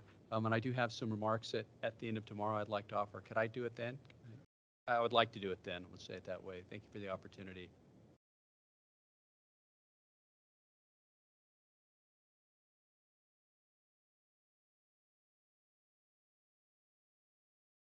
Yeah, we did. I'll just say this initially. It's not me, it's a we. But I look forward to sharing more tomorrow. One last thing, because because we have minutes. As we make this transition, and committee chairs who are in the room or on the phone, make sure you acknowledge that your committee is changing form, and honor the fact that the committees have done great work over the last, 20 years. So we just want to, I'm planning on having a wrap party in September. And call it a wrap session. I don't know. That's a wrap. So just have a mind to honoring the history as well.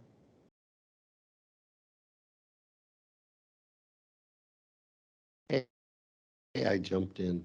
I just want to, my favorite comment is an organization is a mistake in time. And so here we've headed into a few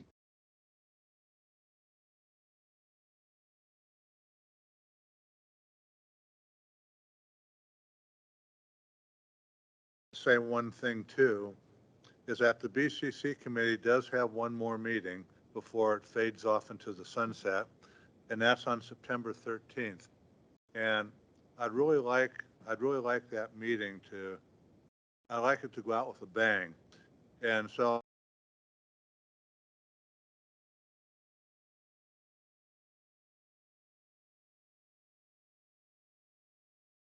BCC members to add to it. Anybody else like to get a copy, add to it. But I'd like to have 2 presentations at that meeting on things that have been kind of talked about here and there over the past 2 years but never presented. And with a lot of new members who aren't very familiar with things like contracts, budgets, or work breakdown structures, or things like this, there's a lot of opportunity, I think, to have a really good going out party on some topics that have never actually been formally discussed. Not because we want to give advice on them, but just as information to new and continuing members, to get them up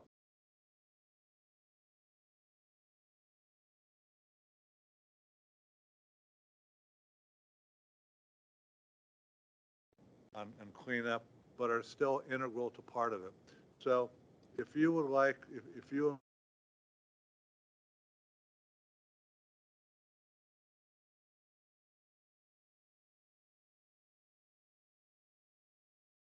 to Gary for his going away, and to Lindsay, I'll give it to EPA and ecology as well, so we can get their thoughts.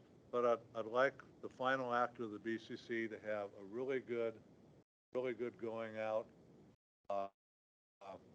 meeting that's not only for BCC but for the rest of the HAB as well, on topics that are of interest.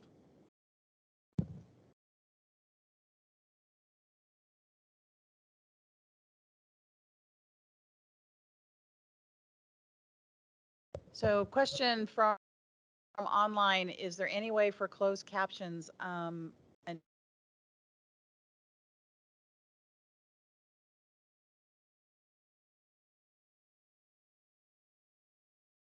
you think?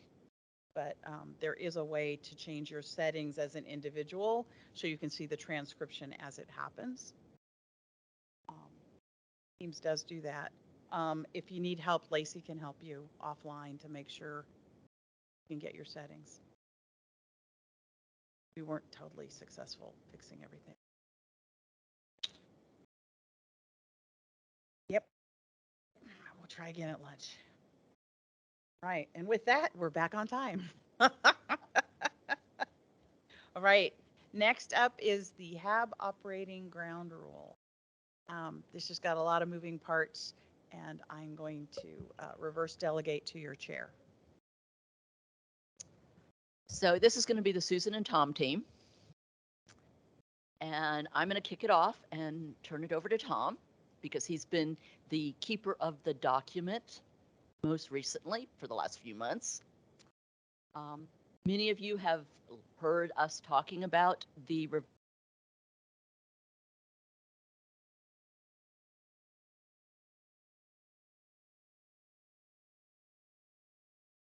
operate. It is a document that we produce, we build, and headquarters approves. And that's what we're held to. It's a high-level operating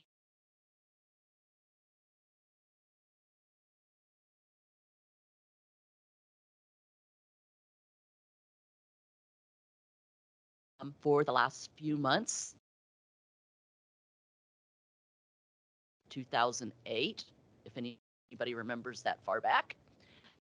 And so it's time was due, but we also have, that is also an initiative from headquarters, from the DFO, for all of the sites to update their documents. And their expectation was submit the document for a goal of approval by the DFO in consultation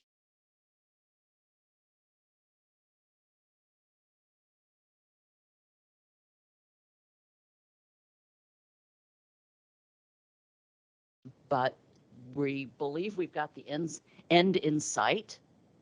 You received a copy of the document, 2 versions of it.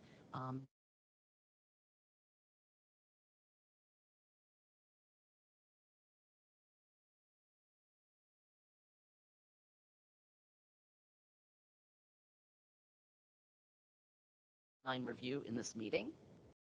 If you had comments, have comments, provide them in writing.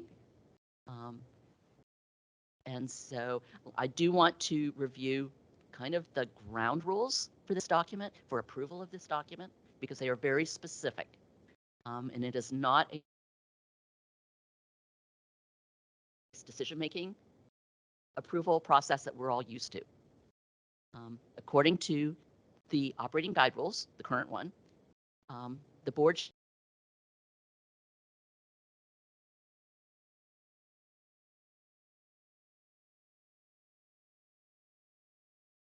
and other applicable laws, regulations, and guidelines. Any member of the public, the board, or any one of the agencies may propose amendment to the operating procedures.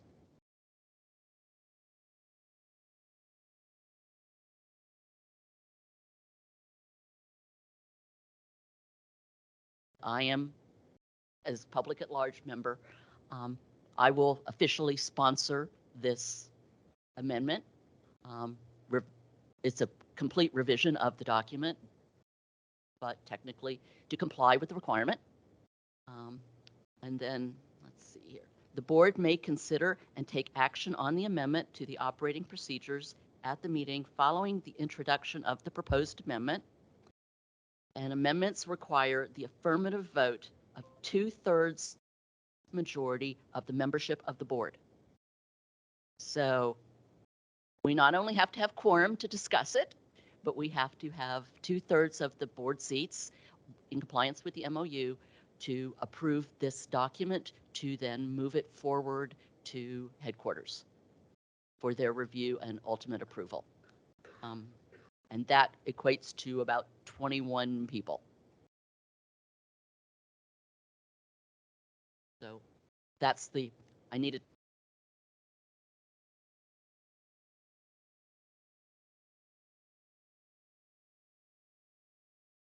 Sue. Hi, everybody again. As Sue said, I've been sort of shepherding this document a little bit.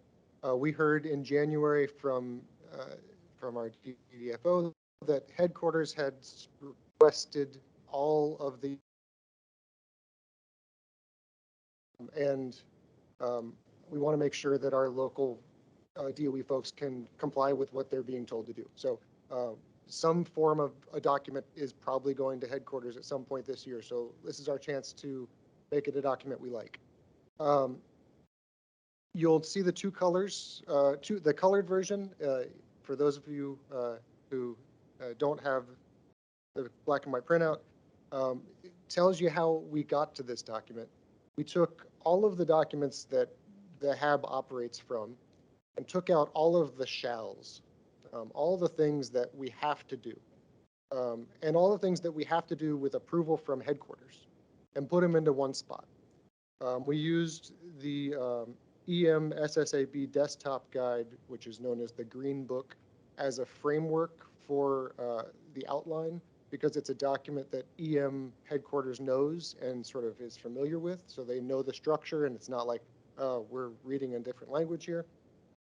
I changed the color of the cover, so it's not a green guide, it's a blue guide. We're going to probably not have a color version because printer cost is expensive and people want to be able to print it. We requested that we receive a RCR, which is a response comment record document for this, because it's, you know, a larger document that the HAB usually tries to wordsmith. And I received 4 of those so far. What I'm going to do with those is I'm going to, tonight after dinner or during dinner, I'm going to take all of those, and if it's just like a wordsmithy change, I'll make that change in a red line on that document for consideration tomorrow. If it's a significant question or, you know, overarching comment, I'll make a list of those as well that we can talk through before we vote, because this is actually a vote, not consensus. It's sort of weird and novel. What I'll say is if you want to be engaged in this process, feel free to join me in my categorization and redlining. This is also a sort of weird process because what we are trying to approve here is something that goes to the TPA agencies and then headquarters. The headquarters, including the Office of General Counsel and the White House, all have to read this and approve it, or provide some sections that we might want to rework. So there's a high likelihood that some or all of this language is going to come back to the board again after it goes to the headquarters. So that's one sort of idiosyncrasy. The other is, as Sue mentioned, any one of us can sponsor a change to this document in moving forward. And we haven't done that a lot in the board since 2008. But if there's a specific paragraph that, you know, you're not 100% sold on the words and maybe you have some suggestions, but we're on a tight timeline, we can work on, you know, amending or changing in the future small sections so it's more bite-sized. So what we'd like to do is get board approval to send this to headquarters and the TPA agencies for their review, make sure all the legal folks agree that these are all the shalls. One piece of this, what this document isn't, is how the board does business.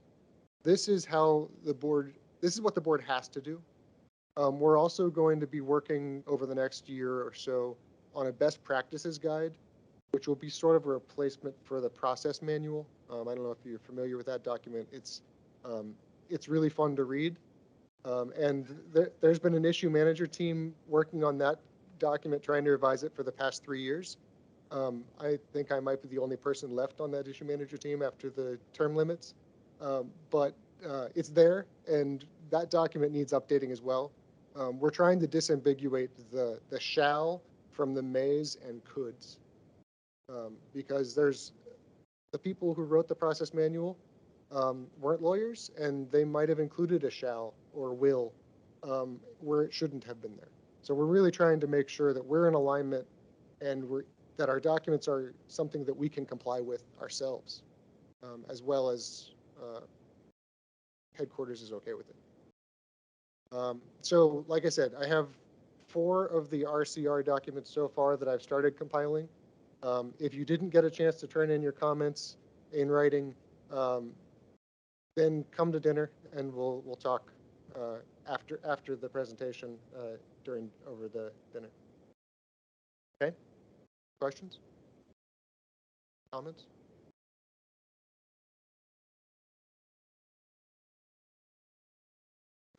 I was just looking through, so supposedly this is all the shalls, but then again, I see a may. So I think, I think it can be fixed without. Yeah, let me know where that is. Okay.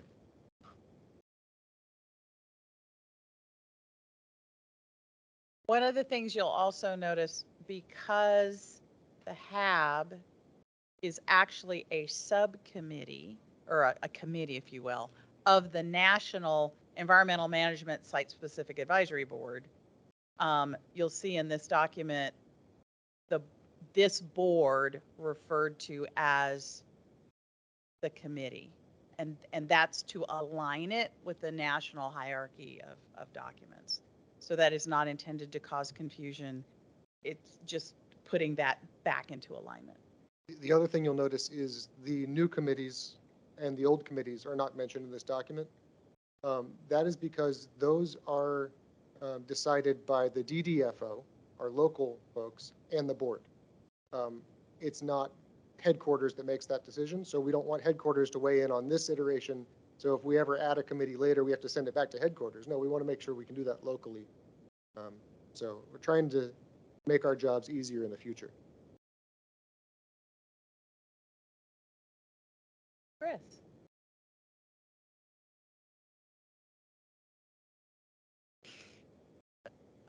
Is this for real, Jeff, or are you just playing with me?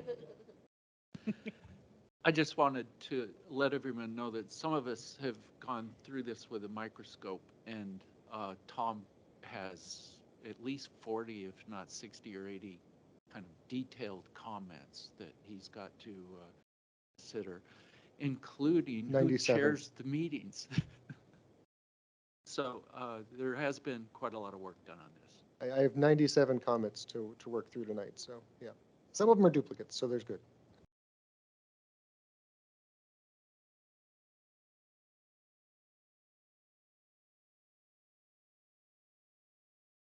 How we do on time? I don't have anybody in queue. This is like a little frightening, right? So similar to advice, but not identical. This is being introduced on day one. The wordsmithing stuff happens kind of overnight. Only 97 comments. I mean, how hard could that be, Tom? And then tomorrow you would make a decision, go or no go. Right now we have 18 folks. Towards quorum being 16. 2/3 is 21. So we might have a phone list for folks who aren't around. But 21 voices are needed tomorrow. It's important that if you're here today, you come tomorrow and you bring a friend. And it's, to be clear, only one vote per seat. So, you know, if Max is on the phone or for Oregon, we only count towards one, so we don't both get to count.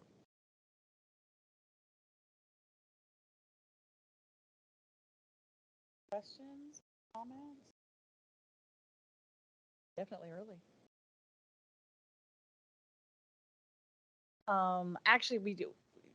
If we can circle back a little bit to when the group that needs to do the wordsmithing on cleanup priorities advice is going to meet, so we know when they're going to do that. We're not going to do that this minute. We just need to know when. I think the tentative plan we're talking about is over lunch at Bob's. Over lunch at Bob's? Okay. Bob's Burgers and Brew. That's right. He will when we give him a beer. All right. So we have that plan. Are Yes, Steve. It's thirds of voting quorum, not 2/3 of the board seats. all boards. Okay, thanks.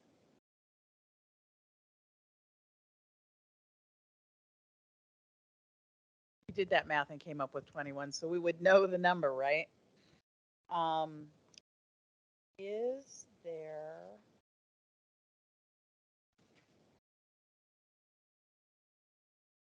Do you want to check? I'm looking at, is there anything that we could move up and not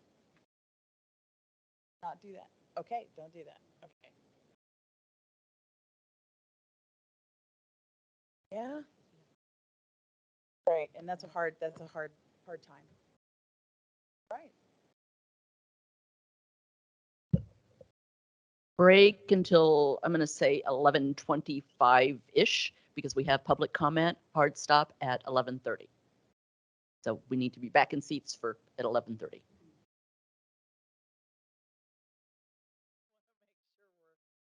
We're all up and up, right?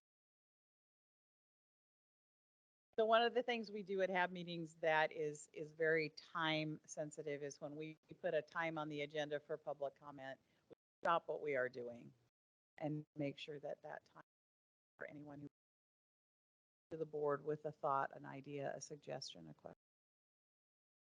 We don't have anyone signed up for public comment today. There are people here either in the room or online who wish to make public comment. Anyone?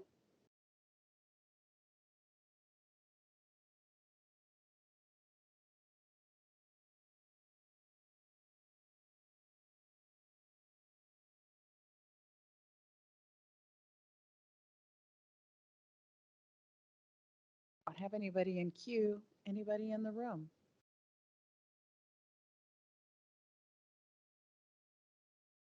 Does not appear we have public comment today. There's another opportunity tomorrow as well. Madam Chair, would you like to proceed? I'm especially interested in the cleanup priorities work team being able to have adequate time to do their wordsmithing activity at lunchtime. So I'm proposing that we break early for lunch. And hopefully they can do their due diligence. And anybody else that wants to join them in that conversation at Bob's Burgers and Brew is probably very welcome. Haven't seen a nod from Chris, but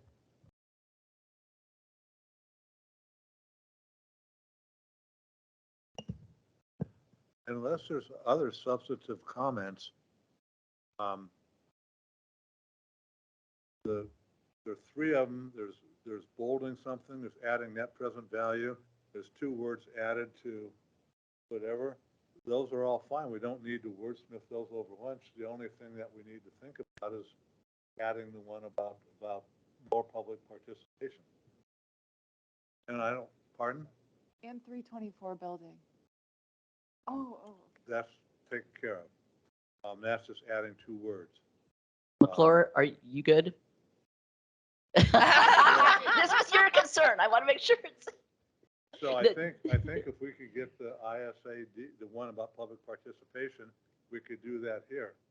We don't need to go over lunch to actually 6 words on the comment. Okay, so what are you proposing? Since we're breaking early, let's see if we can get it done here, and then we can have lunch without having to do that. Anybody have any objections or any thoughts? All right. So are we officially breaking, or are we just hanging out for a few minutes? This is new to me, this chair.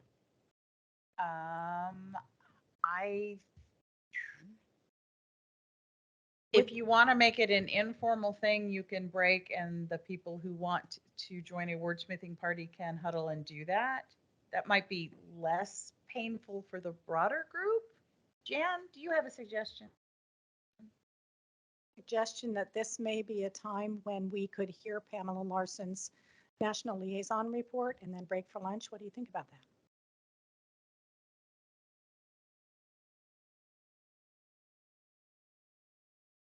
Chris, I'm going to defer. The number one priority is getting the cleanup advice out.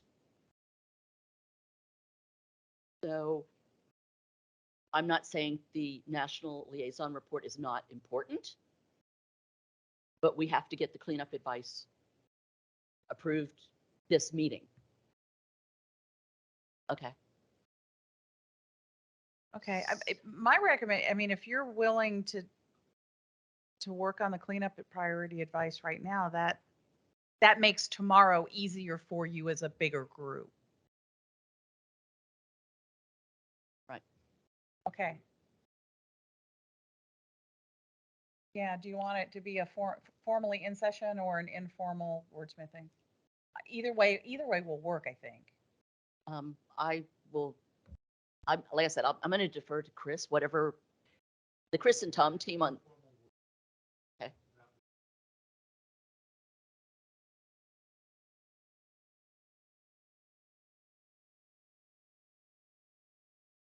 All right. So, Jan, how long are you thinking for the national report? Pamela submitted a report that has a few paragraphs on one piece of paper. Okay, we've got 11:35. So you want 5 minutes for your report? Zed, do you have? I'm ready to go. Go. All right. So as you know, Pamela Larson is our elected national liaison for the HAB. She attends a couple meetings a year and she does reports, I think, quarterly. And since she's on vacation again, she asked me if I would read her report. It's dated April of 2023, Savannah River site. EM's field office at Savannah River has finalized a high-level waste tank milestone agreement guiding the work to clean up one of the largest environmental risks in South Carolina. Revising the federal facility agreement and the waste tank milestone commitments ensures regulatory requirements aligned to allow EM's liquid waste facility to operate as efficiently and effectively as possible. Oak Ridge, Tennessee. The Oak Ridge office team recently hit 2 milestones in a construction project that's pivotal to future cleanup at the Y-12 National Security Complex. The mercury treatment facility now under construction is the linchpin of OREM's cleanup strategy at Y-12. It will prevent potential releases of mercury into a nearby creek, enabling large-scale demolition to begin in mercury-contaminated areas. The vital piece of infrastructure will be comprised of 2 major components at 2 locations, a headworks facility and a treatment plant connected by a pipeline nearly a mile long. It is designed to treat up to 3,000 gallons of water per minute and includes a 2 million gallon storage tank to collect storm water. 79 micropot piles going nearly 70 feet down were installed to ensure that they had 10 to 15 feet of competent rock. Then they shored up the steel with concrete, grout, and compression plates. They proof tested the designs to ensure that they are up to the task as they prepare for the headworks building structure. Idaho Falls, Idaho. U.S. Department of Energy leaders joined tribal, state, and local officials, contractors, and dedicated workforce to mark a recent milestone with the state of Idaho, 25 years in the making. INL site stored thousands of spent nuclear fuel assemblies from government and commercially owned reactors in water-filled basins and cement-lined internal canals at specific locations across the 890 square mile INL, the site for cooling and radiation shielding. Most of the fuel was slated for reprocessing to recover unused uranium, but a U.S. policy change in 1992 ended the reprocessing across the DOE complex. Although fuel will no longer be stored, the water-filled basin will be kept open until they complete disposition of other fuel components. Carlsbad, New Mexico. Progress continues on a new utility shaft at EM's waste isolation pilot plant as shaft sinking crews recently surpassed the midway point of 1,076 feet deep. Shaft number 5 is of great importance to WIP's ability to continue the department's critical national mission of safely disposing of defense transuranic waste.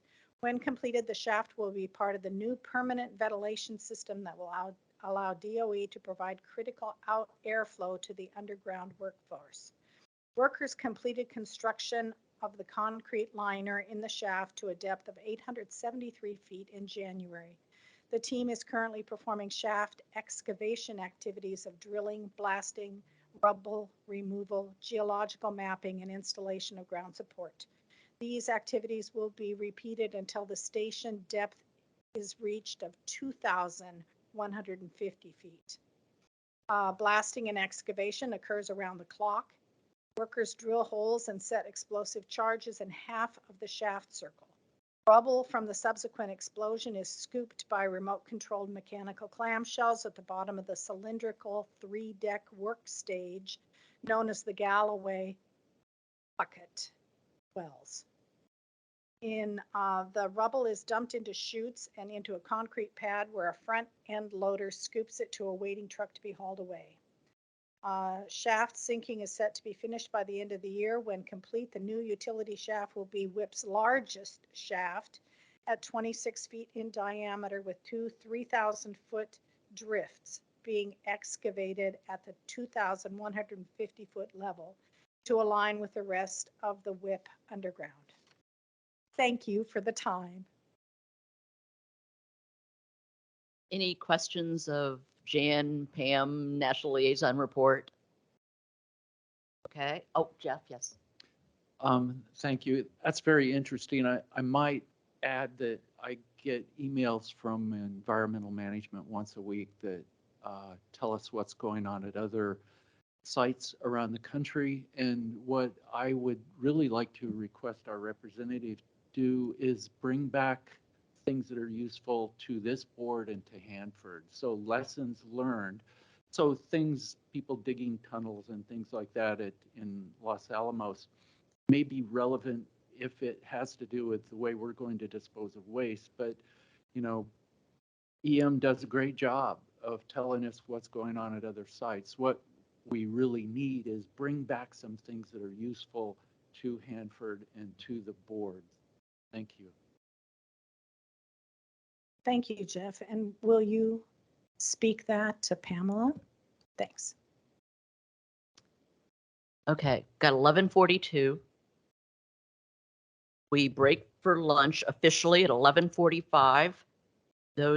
So we'll go ahead and break now. Those that want to talk cleanup criteria, meet with Tom and Chris. And otherwise, we're back from lunch at what time? 1:15, 90 minutes. Okay, 1:15. Thank you. Whenever the two of you want to do your thing.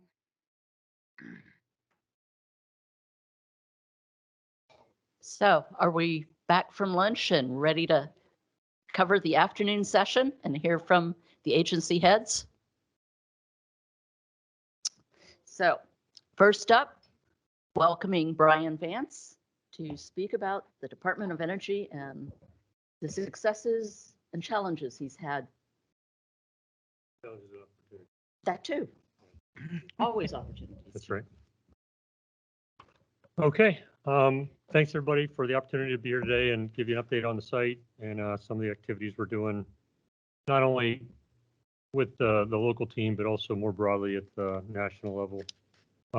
First slide is sort of our standard opening slide. We've used this many, many times, but and I'll just cover, sort of the typical elements to reframe everybody on the size and expanse of the site. 586 square miles, about 40 miles of Columbia River.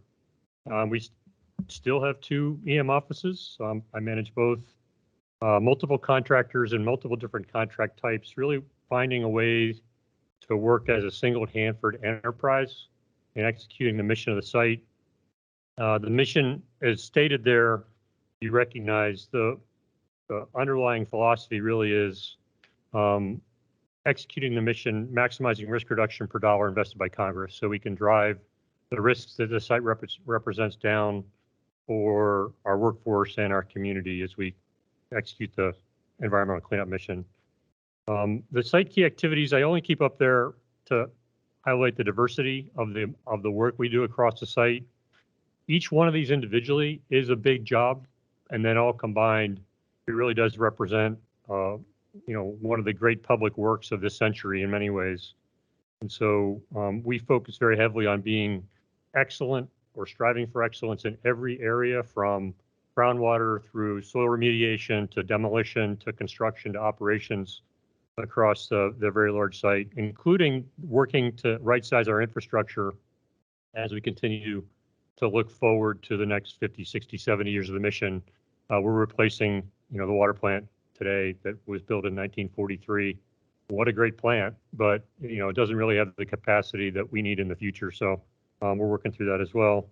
And then the DOE leadership focus areas, as always, first and foremost focused on the health and safety workforce, but then really structured to create the dynamic between the department and our contractor partners that we're able to progress the mission safely, efficiently, effectively, and really unlock the potential that not only our prime contractors have, but the subcontractors that support the primes, the 12,000 people roughly that are executing the mission of the site, pulling in the same direction. They really, do amazing things, and they do typically every day to progress what I know you recognize as a very complex mission. Next slide, just a little bit, because we always talk about the budget, but you look at the period from 2020 to 2023, roughly $11 billion invested by the federal government of taxpayer funds in the Hanford site, which we're really pleased to be able to continue to garner the support from Senator Cantwell, Senator Murray, Representatives Newhouse and McMorris Rogers to continue to get this work. The green line for line and two, and it's the largest request that's ever been issued. All of you, it's just a start of process that results in an enacted budget. Budget is where we get our funds. I think the conference administration certainly a indication of that the administration places what we do. The virtual funding, I think you see that there. So progress, awareness, support from our stakeholders, our tribal nations. And that support garners congressional support and funding and allows us to continue the progress. And so every part of this is really important to us. It's a lot of outreach to talk about what we're doing, why we do, how we're have opportunities. That's an important part of the our credibility as a DOE contractor team really very important to be found, clean up and periodically we're issues that we have to do. I'll call them that we'll have to resolve and address. And that credibility of our transparency, engagement, really the trust in the work we do is important. The economic element on it is that within our contracts, we incentivize or require contractors to subcontract a lot of work, not only subcontractors, first year goes from our primes into Tri-City community, which it does provide a little bit more. So I think that's an important part of what we do, and we're proud of to meet that requirement every year. Directly look ways a bit. I talked about it generally in the flow. So at the front end at tank site seizure removal, we our third batch. We had to stop to a material issue that is relatively minor, but we're working to reinforce that sort of decision making in our operator staff. So they're working through the issue now. The amounts very little, but we have, they should start cane and continue to treat. This is a developmental project, so learn a lot from it.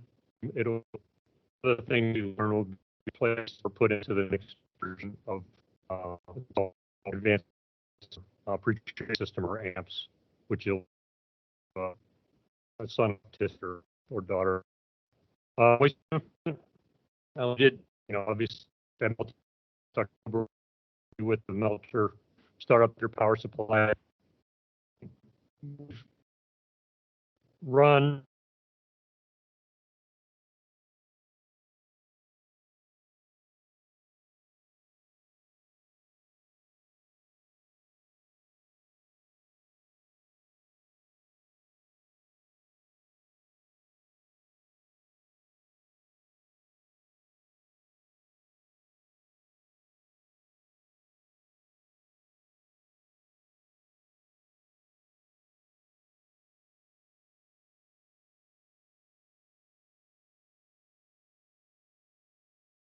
Okay, I thought it was my pacemaker or something. Okay. Yeah, yeah. Is that better? Okay. Thought I talked pretty loud anyway, but it's all right. The effluent treatment facility continues to go through multiple upgrades.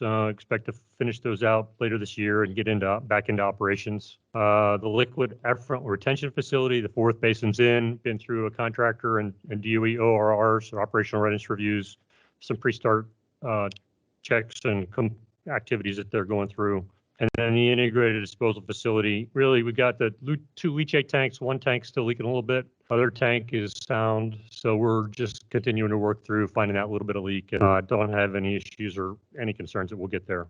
And then obviously the permitting activities that we're working with the Department of Ecology to complete, and Department of Health, really all on track to be done within by the end of the fiscal.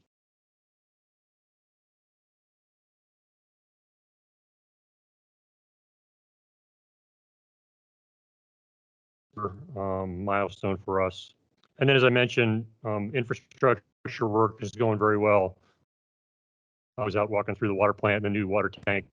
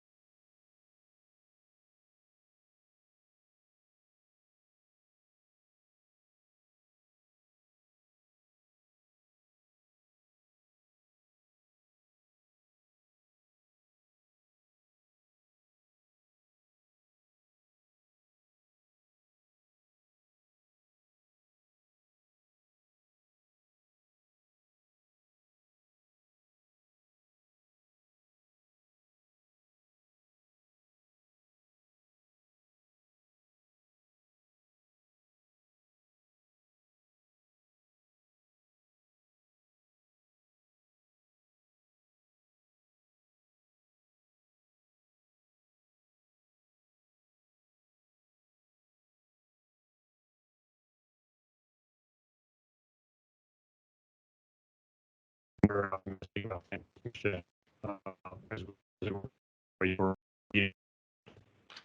next thing is a little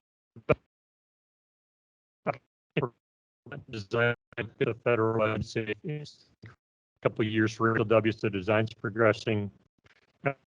Some limited and really low risk probability of rework as larger facility continues. We don't want to, but we'll see some cranes going on. I see on the, and then B&I and Momentum working. I had a couple of workshops on looking at lessons learned from the waste treatment plant portion of direct feed low activity waste, and looking at what we've learned really as an industry over time, and really are developing a high level waste optimization project or effort that will support the design, ultimately construction, really make sure we don't relearn any lessons we've learned over the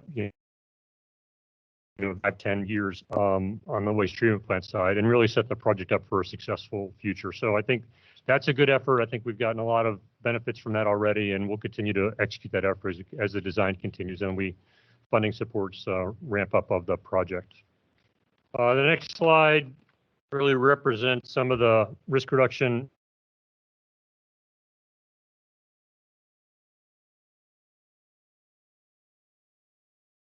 work. AX 101 retrieval, that's the last AX farm tank. Working through it's a longer term effort simply because of this tank had a little bit more waste in it than the other AX farm tanks. We've got to work we start campaigns early next year, and also with ultimately with the waste treatment plant, which is really the star of the show in creating tank waste or tank space for future retrievals. You can see we're still doing some D&D work across the site. Little landscape changes where it makes sense, really to maintain the D&D workforce, core workforce as we progress the mission. And then you can see 324 building. That's not, that's just debris removal from the main facility. We're still working our way through setting conditions for what's to come with 324 as we go through the project plan.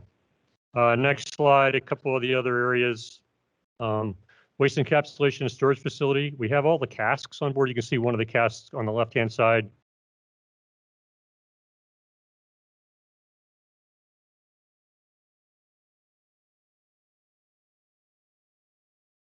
Up actually being almost ready to start training.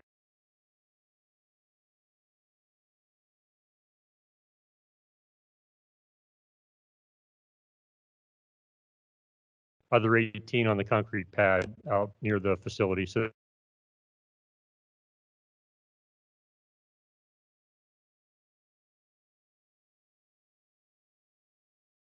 past 1 billion gallons this year so far.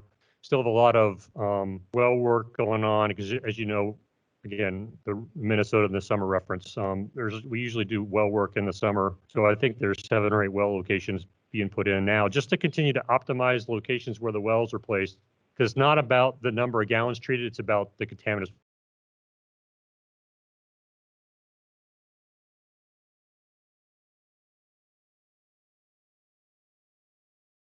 Watering, which is the major risk reduction on the Columbia River that's really left for us. So believe right now we're on track to start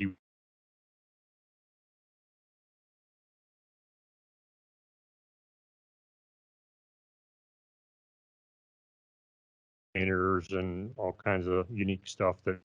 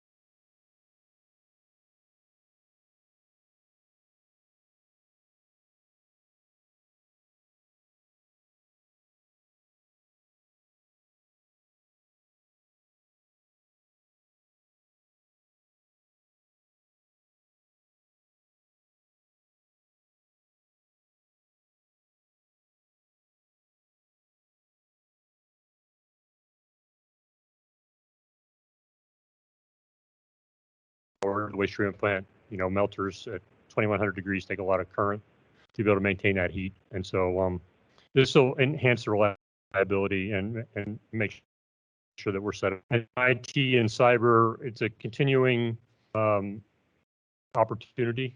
Unfunded mandate.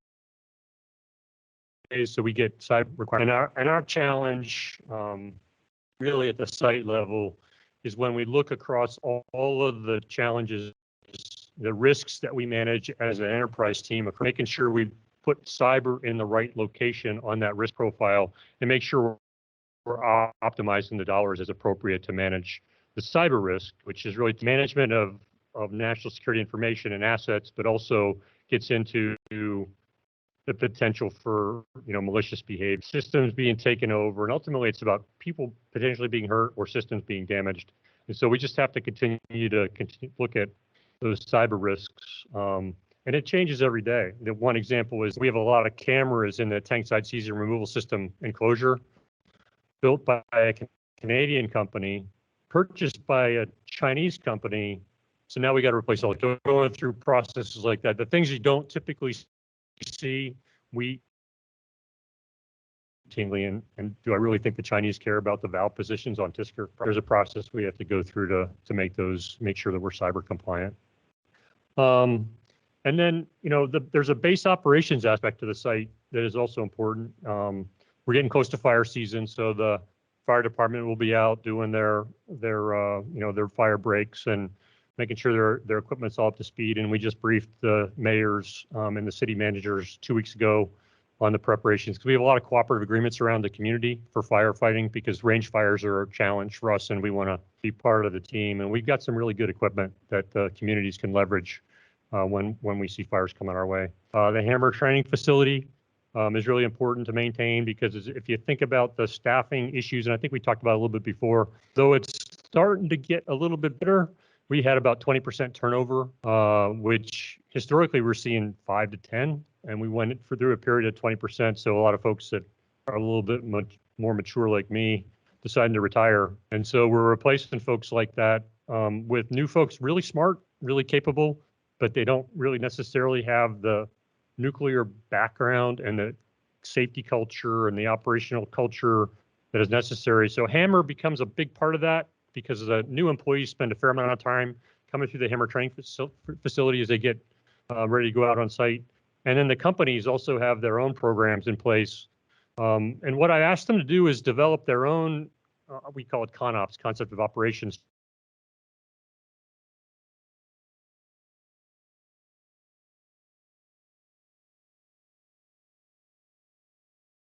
force up to speed quickly, because it's not just the new employees, because a lot of the supervisors who are basically in charge of those folks out on the deck plates every day got to their positions 5 or 10 or 15 years faster than their predecessors, because they're retiring too. So now we have new supervisors overseeing a large percentage of new employees. And again, based on our primary focus of keeping our workforce safe, that's a management focus that not only the department has, but all of our contractors have. And the Hammer training facility is an important part of that. So we continue to look at all those aspects of how do we bring new folks onto our team the most effective way, and make sure that we're doing it in the best possible way.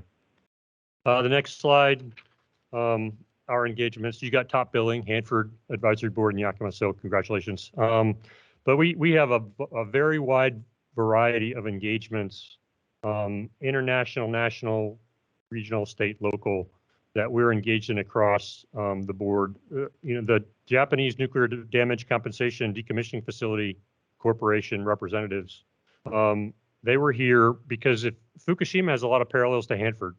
Very large cleanup effort, intended to be managed across multiple contractors by a single enterprise. And so they came to ask how we're doing it and ask about the enterprise approach, because it's not typical that multiple contractors can work together within a framework that we've established and be successful. So I thought it was a good conversation. And I think we'll continue those conversations as we go on. Tribal engagements, we have a very robust tribal engagement program, which I think you recognize. And I've been able to do my annual visits to the Yakima Nation and Umatilla, and I'm working to get out to the Wanapum and the Nez Perce in May. But the program that supports that, the underpinning staff-to-staff interactions, cultural management team has done a great job. On the lower right, I did go to the state legislature in February, and Rich Buell set me up with 19 state legislators in a day and a half. So it was, you know, we walked a lot, and it was sort of like speed dating, but I thought it was a very good discussion. It's great when you sit down with a state legislator. I'm not here to ask you for anything. That starts the conversation in a good way because they're typically bombarded with people for asking them for stuff. And then I just gave them an update on the site. And my biggest ask, I did have one ask, come visit the site because there's a lot that haven't. And so we already have 3 sessions planned late May, early June. And we had 6 or 7 call us already to make arrangements to come out and visit us. So I think that's important. And then we routinely meet with the congressional delegation. We'll have our typical visit in August, but I'll probably go to DC in June and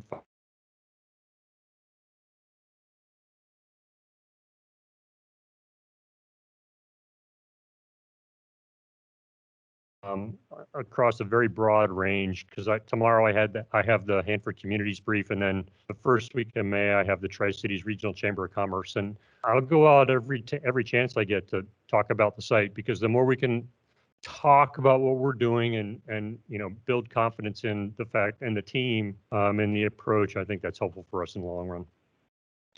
And then you know I added a slide on the comprehensive land use plan. Though we are decades away from serious discussions about the transition of portions of the site in any meaningful way. The comprehensive land use plan, which was issued by NEPA, EIS, and ROD process, really a broad, high-level view of the Hanford site that guides our conversations and decisions that we think about cleanup standards and cleanup approach across the very broad site we have.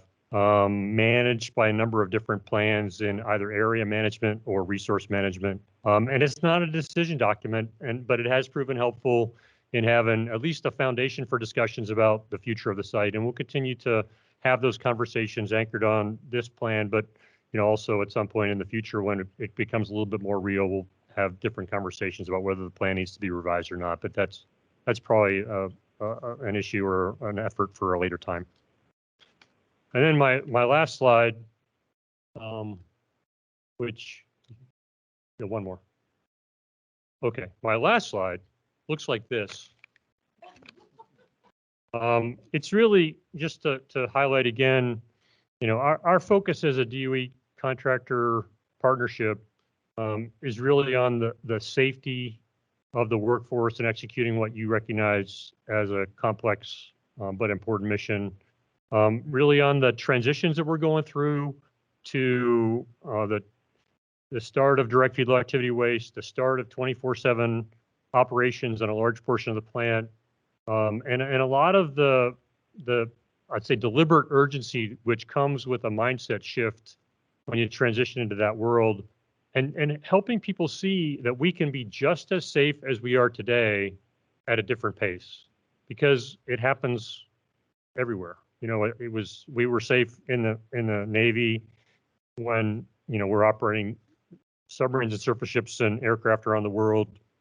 That pace is, you know, quantum leap above what we operate or how we operate the Hanford site. And we're moving in that direction, but we just need to help people see that we can be safe at very different paces and do that successfully. And it's just it's a transformation of the culture. We are at a critical time in the transition of the site to sort of the next chapter of the cleanup with the tank waste mission, but also working our way through a new workforce and a number of factors that I think, you know, as you recognize, supply chain challenges, inflation, people issues, to really create conditions for success on an enterprise that is frankly extremely large and complex to execute on a day-to-day basis. But I'm optimistic. We have a great team.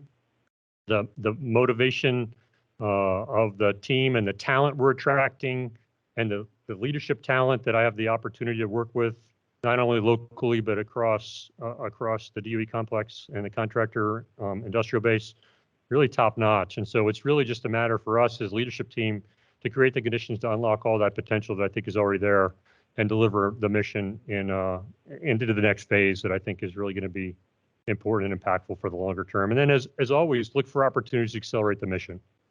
We certainly recognize the environmental liability we represent. It's in hundreds of billions of dollars. It's not trivial. So if there's opportunities that we can create conditions to safely, efficiently, compliantly create acceleration opportunities, we'll continue to do that, and we'll continue to work with the state and EPA, and again, all the stakeholders and the tribal nations, just to manage to solicit and engage and maintain that support that's so critical to our mission. So I'll stop there. I could probably spend 2 hours on every slide in this presentation because there's it's a big site, but I want to give our partners the chance to talk, and then I look forward to your questions at the end.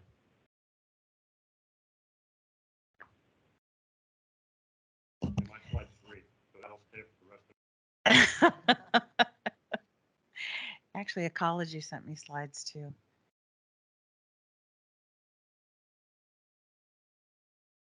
And I know our folks on the phone are having difficulty. The bandwidth is such that the output is hitting the folks on the phone with significant delay. And I apologize for that frustration. I haven't figured out how to make that faster. Eddie, yeah. Yeah. Hug that mic. All right. Well, good afternoon, everybody. I am not David Bowen. I am Eddie Holbrook with Department of Ecology, Waste Management Section Manager. I'm here with Ryan Miller, most of you are familiar with, and we'll be covering the slides for today. So next slide. So here's a little overview of what we'll be going over for the ecology update. Next slide.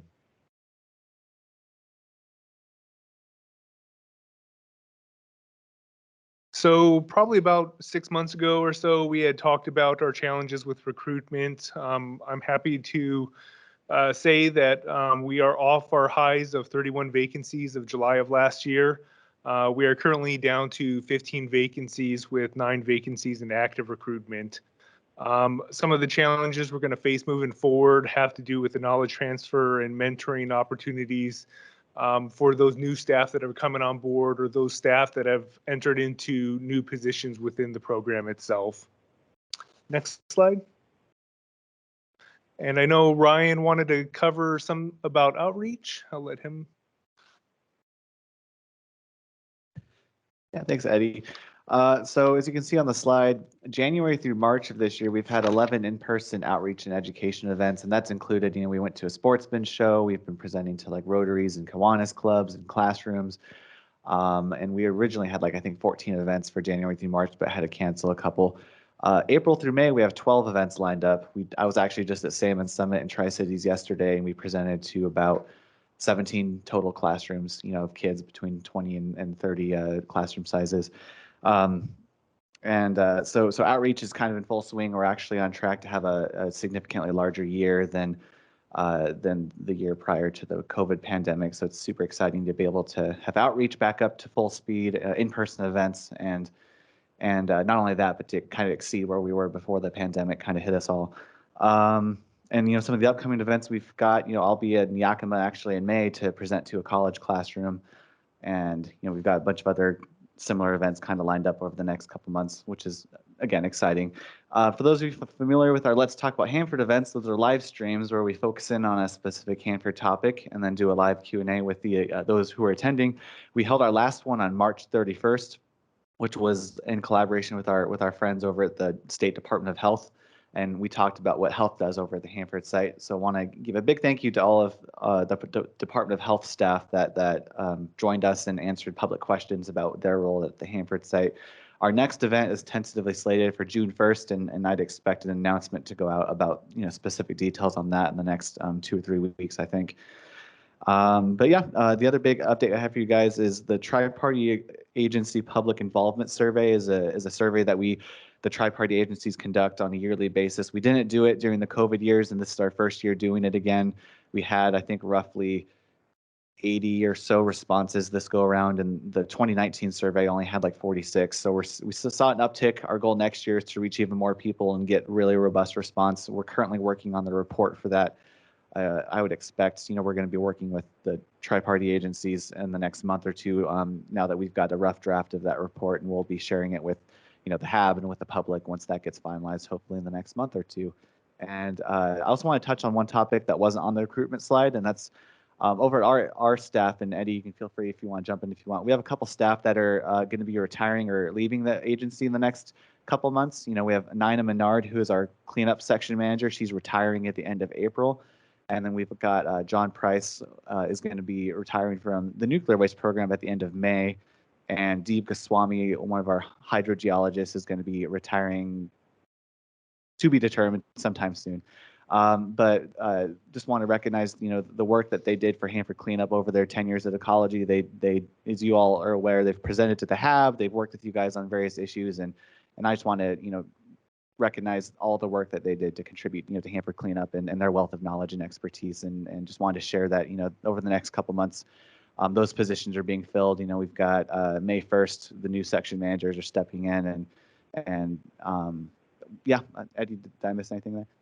Yeah, so the new section managers, Teresa Howe will be replacing John Price, and Beth Rochette will be replacing Nina Menard. So going back to that slide about mentoring and having some kind of transition, we really appreciate that opportunity with John and Nina and those coming on board. So thank you.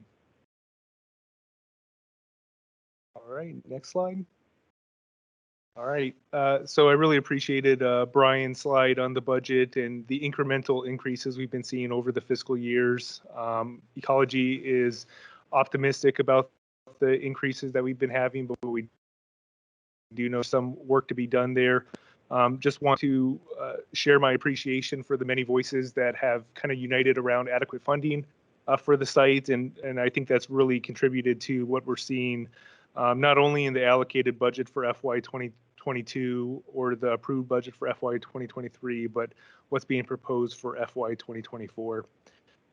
We continue to do work with Ecology, most recently Director Watson, Deputy Director Bartlett, and Special Assistant Laura Flores meeting with our senators in March to thank them for their work on the budget. And we've recently contracted with Van Ness Feldman Solutions in Washington, D.C.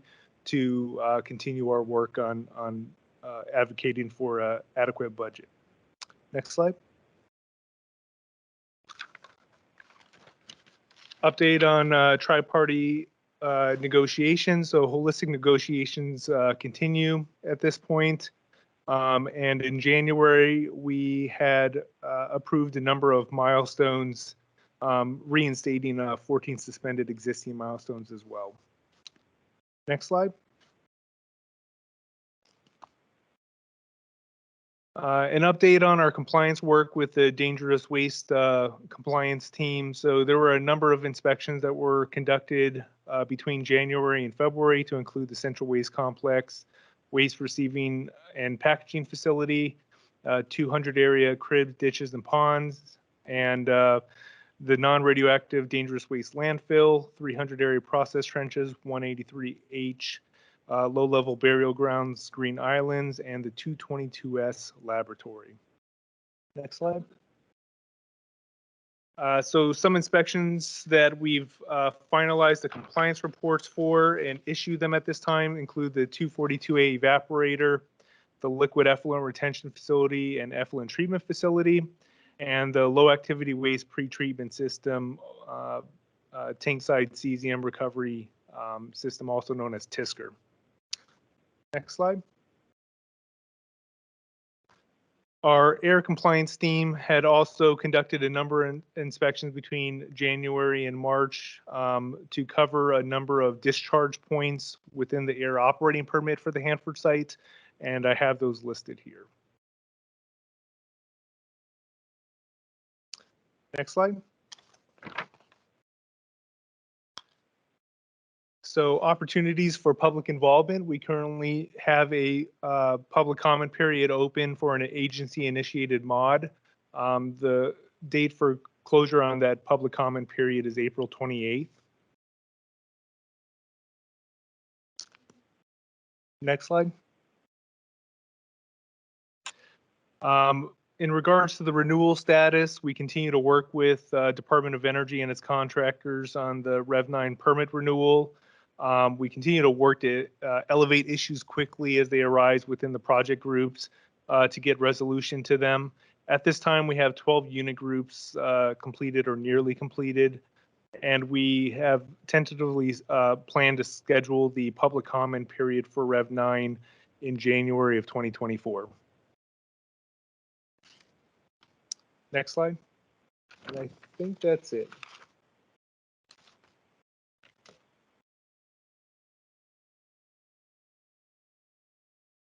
All right. I've got a queue going, so if you have something you would like to ask any of the agencies, we'll hold questions until after EPA's comments and then jump into discussion. Roberto. Hi, can you hear me? Yeah, all right. Yeah, hi everyone. My name is Roberto Armijo. I am one of the remedial project managers over at the EPA Hanford site. I'm also one of the public involvement officers, which is Ryan Miller's equivalent. Yeah, just to touch base really briefly on DOE's update regarding the club. So the club is based on the National Environmental Policy Act, and just as Brian Vance had explained, that it provides guidance and information on what future land use might look like. But I wanted to clarify from EPA's perspective that the final determination is marked by the record of decision for that specific area or operable units. Yeah, so adding on to other EPA updates, we are currently in negotiations with the Department of Energy on adjusting the milestones affecting the 100K area. That's as much as I can go into detail on right now with that regard. And diving, this is going to be dive deeper into the next RAT meeting, but the little teaser right now is that the 100K and the 100 and remedial investigation and feasibility documents, the RIFS for short, are in progress. We're expecting the proposed plans to come out in early fiscal year 2024 with a 30-day sorry, with a 30-day public comment period. And going back to the January HAB meeting, where our regional administrator, Casey Sixkiller, came to visit. He wanted me to transmit to you all that he enjoyed the trip to the Hanford site, and he enjoyed meeting with you all during the full board meeting back in January. Adding on to that, on April 6th, we sent to DOE our fiscal year 25 budget priorities letter, which we delivered late to the HAB. Our apologies on that. We'd like to reiterate in that letter and here that we first and foremost prioritize the milestones that must be met at Hanford, as well as the other stuff that had to happen at the Hanford site. And Ruth, I believe that will be distributed or has been distributed. It'll go out in tomorrow's weekly update. Yep. Okay. Thank you. Yes, and taking a step back on the more national scale, EPA has a new environmental justice investment of $177 million for 17 new Thriving Communities Technical Assistance Centers, or TICTAC for short, across the country to help communities with environmental justice concerns. So these TICTACs will provide trainings and assist in building the capacity for navigating the federal grant application systems, writing strong grant proposals, and effectively managing the grant funding.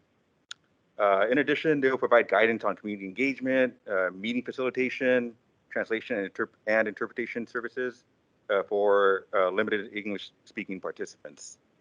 And that's just an additional component of our agency's fleet of opportunities to support these communities. We still offer technical assistance grants, or TAGs for short, the Thriving Communities Grant Making Program, Collaborative Problem Solving Cooperative Agreement Program, Government to Government Program. The list goes on. and I'll provide a link to that later. And for upcoming public involvement opportunities, currently EPA has published a proposed maximum contaminant level goals, or MCLGs for short, for PFAS, which is per and polyfluoroalkyl on the Federal Register. So the purpose of this proposal is to tackle PFAS substance pollution, protecting public health, and to harmonize policies that strengthen public health protections with infrastructure funding to help communities, especially disadvantaged communities, deliver safe drinking water. And as I mentioned earlier, it's currently on the Federal Register, and comments must be received on or before May 30th, 2023. And I will also provide you all a link to that as well. That's all. Thank you. All right, thank you. So if you are online, you can let us know if you want to ask a question through chat. And I've got Dan Solitz in queue. Dan, are you still there? I'm still here. Can you hear me? Yeah, you had a question about the melter. Yes, I'm wondering if the DOE folks are going to do a root cause analysis of the failure of the heater control system, and if so, where can we get that?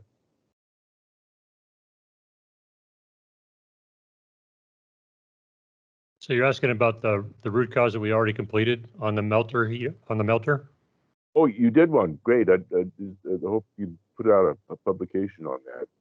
And I'm not sure we would release that to the public. I'm not sure why that would be relevant to the HAB, but Tom Fletcher or any of our teammates visit HAB meetings periodically. I'm sure they can give you some details on what we went through and the outcomes of that process and where what ultimately we resolved as we get set up for starting the melter heat up again. Okay, and also this will translated into the high level waste bit plant heater melter heat up too. So I don't know if it's the same era and vintage of equipment, or if you're going to be putting new equipment in that, or it just it's different equipment, I think. And again, we're taking the lessons we do learn from the low activity waste side. We're a little while from heating up the melter on the high level waste facility. So I think we have time to make sure we capture any new lessons as we go through the rest of the commissioning process into the future systems that will be used to keep those melters hot. Okay, thanks. It just leaves me guessing that maybe the answer to this whole thing would have been to buy the electrical engineer an induction cooktop stove, and so this wouldn't have happened in the first place. So without details, that's where I'm at. Yeah, I didn't hear that. Dan, could you repeat? We didn't catch all your sentence. Oh, sorry. It's just that without details, it's left me guessing that the answer to this whole thing would have been to buy the electrical engineer who designed the control system for that melter startup heater, buy him an induction stove cooktop. Yeah, I will tell you that we did pretty extensive modeling with some folks from, I think it was Montana State University, in addition to going back to the vendors who designed the system are now twice bought by other companies, and the individuals that designed those, in some cases, are long retired. So it was really almost a reassessment of the full design process, the testing done originally, the test process, which was really anchored at 80% and 20% power and not through the continuum. And so there's a whole spectrum of analyses that were done that we went through with the startup heaters, completed testing there, validated the discharge heater circuit was modeled correctly and structured correctly, and now extensive work on the joule heater power supplies, and that testing will be in May. So I think from a process perspective, it was as robust a process that I've seen in my 30 years in the nuclear industry. Okay, thank you. Carrie. And Dan, I just wanted to add, so we did discuss the findings of our root cause analysis at the last HAB meeting. Tom Fletcher, it was one of the questions that came up, and Tom kind of went through that. And he also shared, you know, one of the great lessons, or one of the great illustrations of the cultural shift that we've been undergoing, was the contractor taking a step back. Instead of just proceeding with the resolution on one of those systems, they did a full extent of condition for all similar systems. And so, you know, we talked about that at the last meeting, so you might find more information in those notes.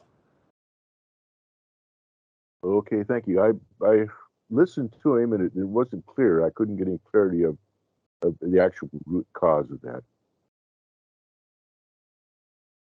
All right, I've got Mia, Todd, Chris, and Richard. Mia. Hi, Brian. Thank you for your update. I do have a question about the 324 building and the recent report about the wire rope lifting the 5-ton shield door for D hot cell, which the rope broke and the door slammed shut. And I'm just wondering, did that cause any structural damage to the facility? And how has that affected schedule? And how is it being followed up? And then what are safety concerns moving forward, since it sounded like contamination moved around when the door slammed shut, for workers going back into that area? Yeah, there was no damage. I mean, it's a 5-ton door in a 2,000-ton facility, so it really didn't do much. It was impressive to watch because I watched the video. No impact to the schedule. We're still going through a characterization process relative and then the structural support process. So whatever we do with the door, we'll end up doing within the framework, within the critical path. It won't be critical path for the rest of the project. Relative to contamination, I don't know that there was much transferred. Our teams do a really good job from a job planning perspective of thinking about the changed conditions and then revising the entry plans based on what conditions may have changed. And if they see something outside of what they have planned for, they're trained to stop and back out, reevaluate, and then we make sure we proceed safely. So in the big scheme of things, old facilities sometimes have these things happen, but it's not a big impact in the current plan. It's not a big impact to the facility itself. And it won't be a health and safety issue for the workers because of the process we use to make sure that those change conditions will be addressed in the planning process. Sure. Mr. Vance, there's a question from Simone Anter, who's with Columbia Riverkeeper, about the video you just referenced. She would like to know if that video is available to the public. The one you watched. I'll ask Carrie to look at it. The short answer is probably not, but okay. I'll let Carrie answer that in a subsequent time, not now. Okay. All right. Okay. So Carrie Meyer will follow up on that for you, Simone. I have Todd and then Chris. Todd. Thank you. So I have two questions. One is sort of a question / comment. The 2024 request is $3 billion. 2023 budget is $2.84 billion, which is a 5.6% increase. Inflation is 6%. So it seems we're falling slightly behind. So I just thought I would note that, make sure that my math is correct there. And then the second question is for ecology. You have the permit, the public comment is starting in January of 2024. That's to replace the permit that expired. That's the site permit, correct? Yes, that is correct. That is the permit renewal that we have tentatively planned for public comment in January of 2024. So that permit expired 10 years ago or something like that. How are you changing this to either extend the length of that permit or to make it so that we don't run into this sort of expiration issue again? So when we go through the permit renewal process, the last permit remains effective according to our WASH administrative code. So there is no expiration date on the previous permit. It remains in effect until the new permit is issued. So the Rev 8C permit remains in effect. Okay. But my understanding is that it was good for a period of time and that period of time is gone. So I appreciate what you're saying about the legal status, but it was intended to be updated a while ago, or is that not correct? Yes, that is correct. The Rev 8C permit, each permit for dangerous waste has a 10-year lifespan to it. At that point, we go through a renewal with any particular facility that we have a permit with. And in this case, we continue to work on the Rev 9 renewal with Department of Energy as the Rev 8C permit remains in effect. So is there any changes in this new permit based on the fact that it's taken a long time to update it? So Rev 9 has some significant changes to it, I would say.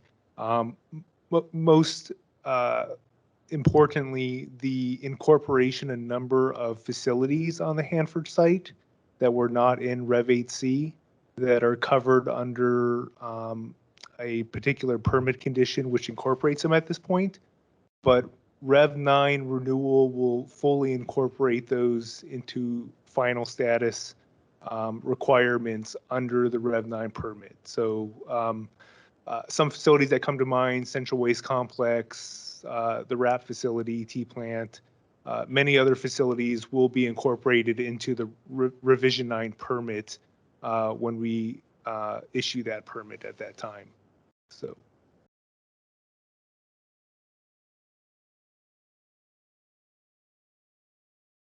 I don't know if you have a follow-up or you're just thinking upon the answer.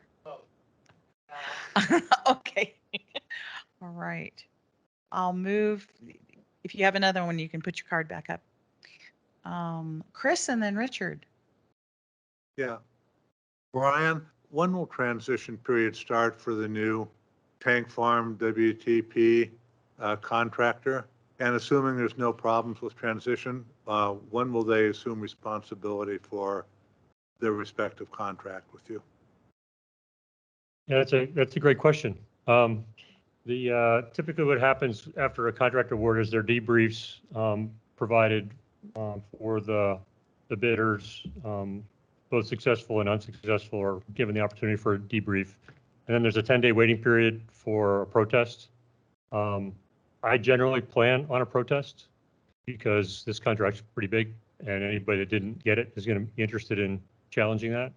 And so generally, once you have a protest, it goes into a 100 to 120 day period of review prior to a final determination whether the process can move forward or not. In reality, we started planning for ITDC transition probably a year and a half ago. And so we've already worked out internal to the department team, and we did 3 contract transitions in 2021 in the middle of the pandemic, and those went very, very well, both with the Central Plateau contract and then MSA to HMIS was sort of an incumbent win. And then the 222S lab was a smaller scope of transition, but it was also a transition about 3 months after that. All the lessons learned from that process went into our planning for the next transitions.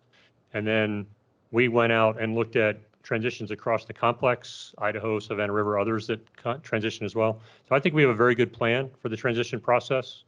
And it's really going to be a 2-stage transition because the ITDC contract, the winner will take over the tank farms and it will take over the waste treatment plant when extended hot commissioning is complete. So right now we're working through a plan now to extend the hot commissioning period to get the plant up and stable so that when the tank farms, the new contractor comes in, they can take over the tank farms. And it's typically a 120, 180 day transition period.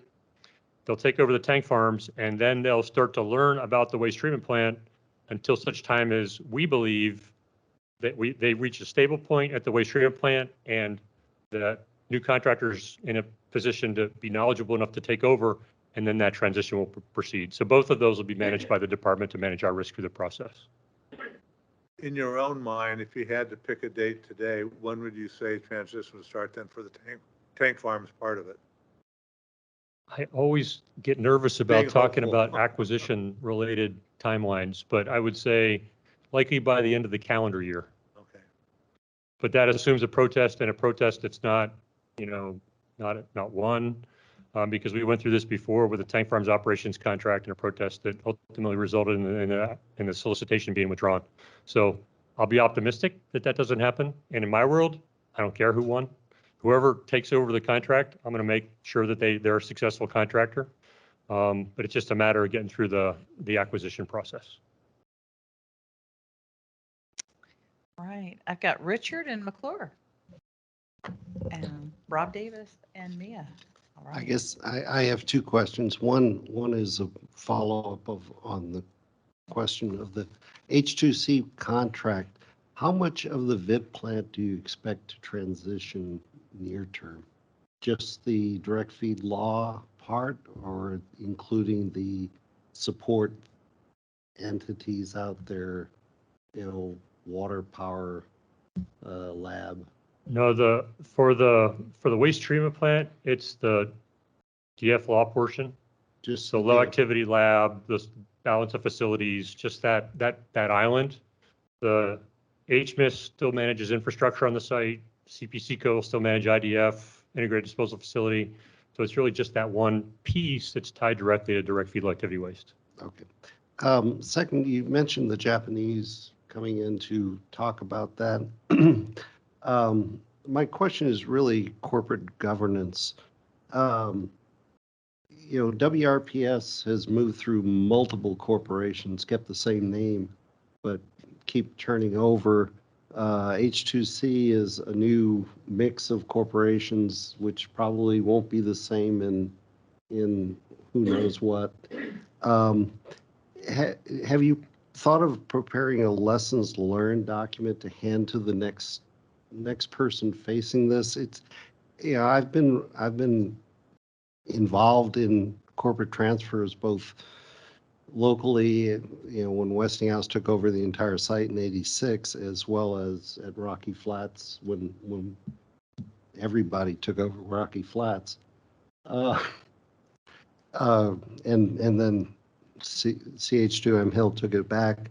Have you thought about writing up a lessons learned of how to improve that process? Because right now, my impression looking at this is somewhat out of control. I understand why they team up to do these proposals, because it's so expensive, the proposal. But I'm not quite sure I see it as being an advantage to actually getting the job done here.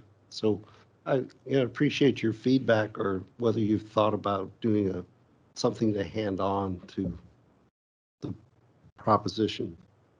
Yeah, no, thanks for the question. And if you look at the composition of H2C, Amentum's in that thread, because it's BWXT, Amentum, and then Fluor are the partners. So there's an Amentum thread that runs back through WRPS that runs into the new entity that will take over that site. So we do capture lessons learned. And again, we do expect our incumbent contractors, and I've had conversations with WRPS multiple times, that the corporate composition of WRPS hasn't changed. They're just in the 14th year of their 10-year contract. And so they've just continued to maintain the contract extension by extension, because we didn't execute the tank farms operations contract when it was originally planned to probably transition that contract in 2021. But there's a core of Amentum that will likely remain within the new entity that is very well aware of the state of the plant and the activities that they're operating today, and the vision of where the site is moving and their role in that transition. So there's risk that has to be managed in any change of this magnitude. At the macro level, the department has a obligation to maintain a robust industrial base. And so in a perfect world, I'd have one contractor on site. It'd be a big contractor, but one contractor, one DOE enterprise, one contractor, life would be really easy. It'd be an M&O, right? It'd be very simple to manage. We don't have that opportunity here. And so because the corporate they're competimates, right? In some places they're competitors, in other places they're partners. That's really all part of the industrial-based process that's evolved over the last few decades in the industry. I think we're well positioned for an effective transition, a safe transition. Just very similar to what we executed with CPCco when they transitioned from a Jacobs-led activity to an Amentum-led activity in the last transition. So, your point is well taken. There are lessons learned. We go through a very robust planning process for contract transitions over that 120, 180-day period, where we start with a leadership meeting where I sit down with my senior leaders, sit down with the new corporate enterprise and their senior leaders, talk about our expectations, talk about how we expect the team to function, not only themselves, but also across the DOE partnership that we've established with our contractors. And then the benefit of bringing new contract entities in is sometimes you get innovative solutions brought to the table that will help us find ways to move the mission forward more efficiently. So there's a lot of potential pitfalls in the contracting process that's executed for a large DOE site like Hanford, but there's also opportunities, and we just have to be sure as the owner that we create the opportunity to leverage the opportunities and not, fall into the traps that sometimes these transitions can create. I was just wondering whether you're going to prepare lessons learned to go past. We have multiple lessons learned on multiple fronts that we apply to these things, and the incumbent contractors are already building transition plans to make sure they transition easily. I didn't know who was going to win because I wasn't part of the selection process, but now WRPS, Amentum-led, is very interested in making sure there's an effective transition to an Amentum partnership in the next enterprise. So sometimes, butter side does fall up. Okay, thank you. Right. I've got McClure, Rob Davis, and Mia. McClure. Yeah, so I just wanted to say a couple things, I guess, directed mainly towards EPA on the comment periods for the 100K and 100N, when we talked about sort of expecting a 30-day public comment period. I think that is going to be very inadequate for full public participation in those process. EPA and the tri-parties on both of those, whether it's ecology or EPA is the lead regulatory agency with DOE. You guys have been behind the scenes sort of trying to resolve comments for years now. We haven't seen those RIFS documents. We're going to try to go light speed to propose plan, and there's a lot of potential for things to be issues that need some time to maybe get discussed maybe at a public meeting before we get to final comments on a public comment period. So I would highly encourage something more like a 60-day comment period, also with 2 huge 100 area proposed plans. I would really hope you guys don't do it at the same time, because that's going to turn my hair from gray to bald very quickly. So anyways, just wanted to throw that out for your consideration to maybe do something besides the bare minimum on those for public participation opportunities. Thanks.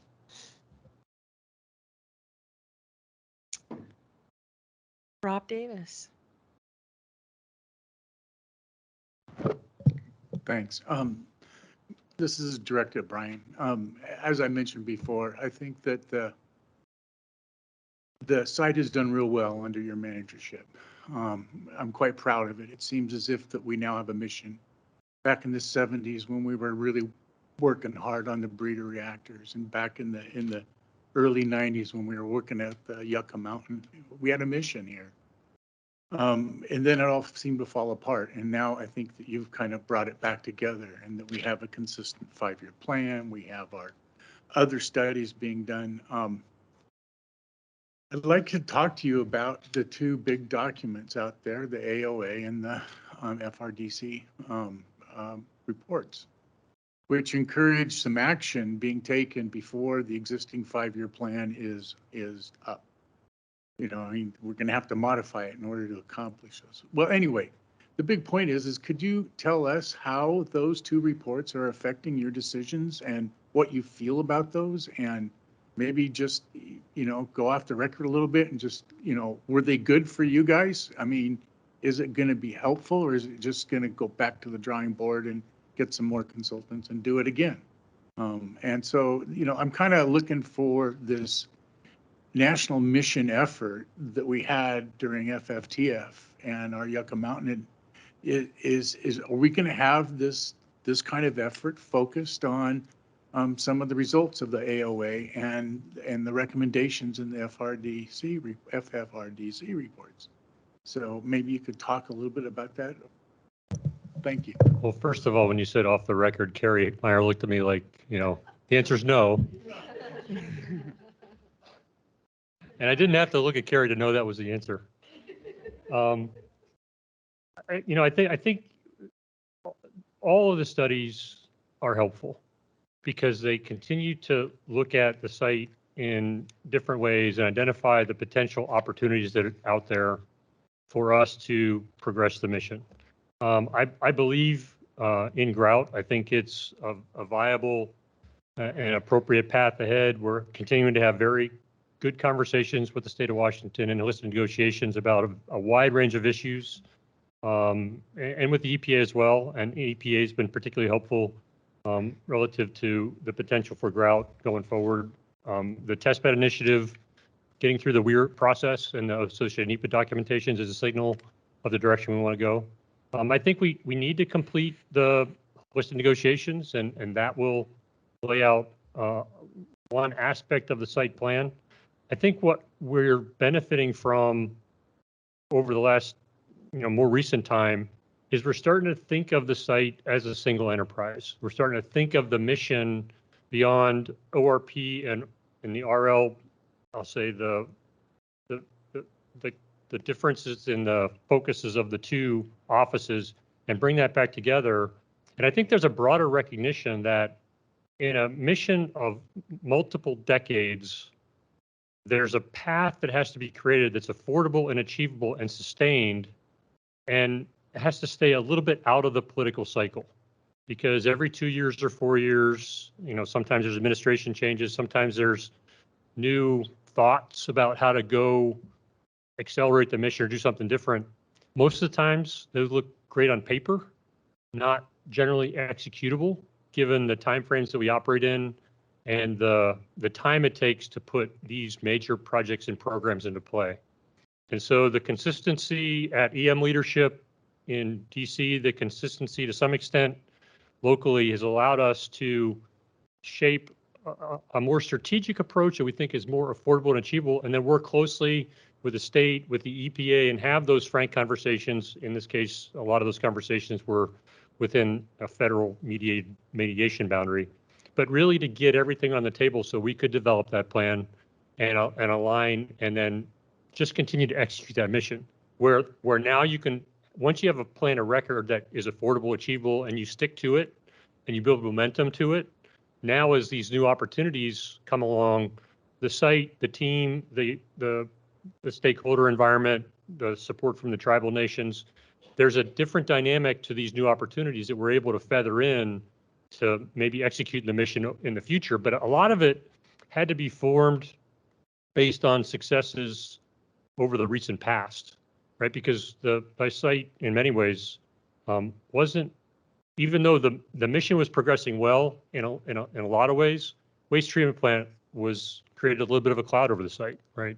Now, for me, when I look at a major project like that, a one-of-a-kind, first-of-a-kind, unproven design for the technology was going to be applied at that size and scale, and to do it as a design build, that as a project person, that gives me cold sweats, right? Because you're not going to be successful in that. And we proved not to be successful. But the shift that occurred in 2012, the focus on direct feed low activity waste, the momentum we built as a team and changing the dynamic between the department in partnership with our contractors, and the success that we as a team have created over the last several years, I think creates the opportunity for more success in the future. Just kind of stay on the course we're on. And so I think your question is well taken. I spent a lot of time thinking about 5, 10, 15, 20 years down the path. Not that I'll be here in that long. I'm probably closer to the end than the beginning. But the reality of it is that type of strategic thought in a federally funded activity on the size and scale of the Hanford site has to be looked at differently and sort of moved out of the political process a little bit to be successful. And so I think that's where we are today. I think that's why I talk about the the momentum and the optimism I sense is we have a good longer term plan. I think we'll get through the discussions with the state and EPA and in the not too distant future, get a affordable, achievable path ahead. And we just got to keep delivering success. And that creates the opportunities for more success. And then the momentum of the site is really going to be positive. Because at the core, I think about, I might lead 300 federal employees, but I really lead 12,000 employees. And I really lead, in many ways, a large portion of the Tri-Cities who support those that are on the site every day. And creating an environment where there's a shared vision of what success looks like and getting everyone pulling together in the same direction at the same time.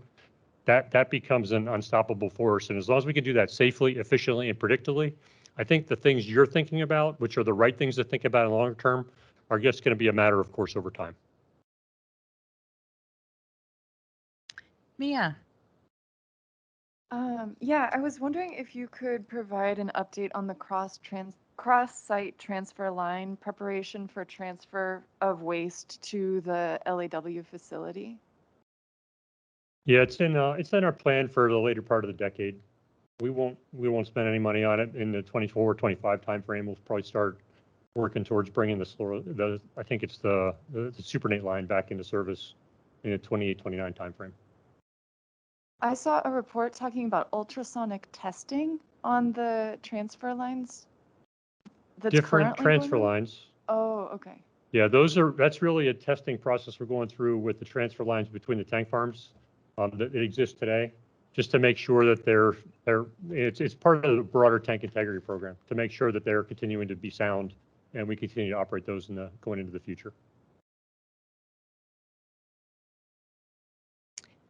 I don't currently have anybody in queue. Are there folks online who have a question that they'd like to ask, or anyone else in the room?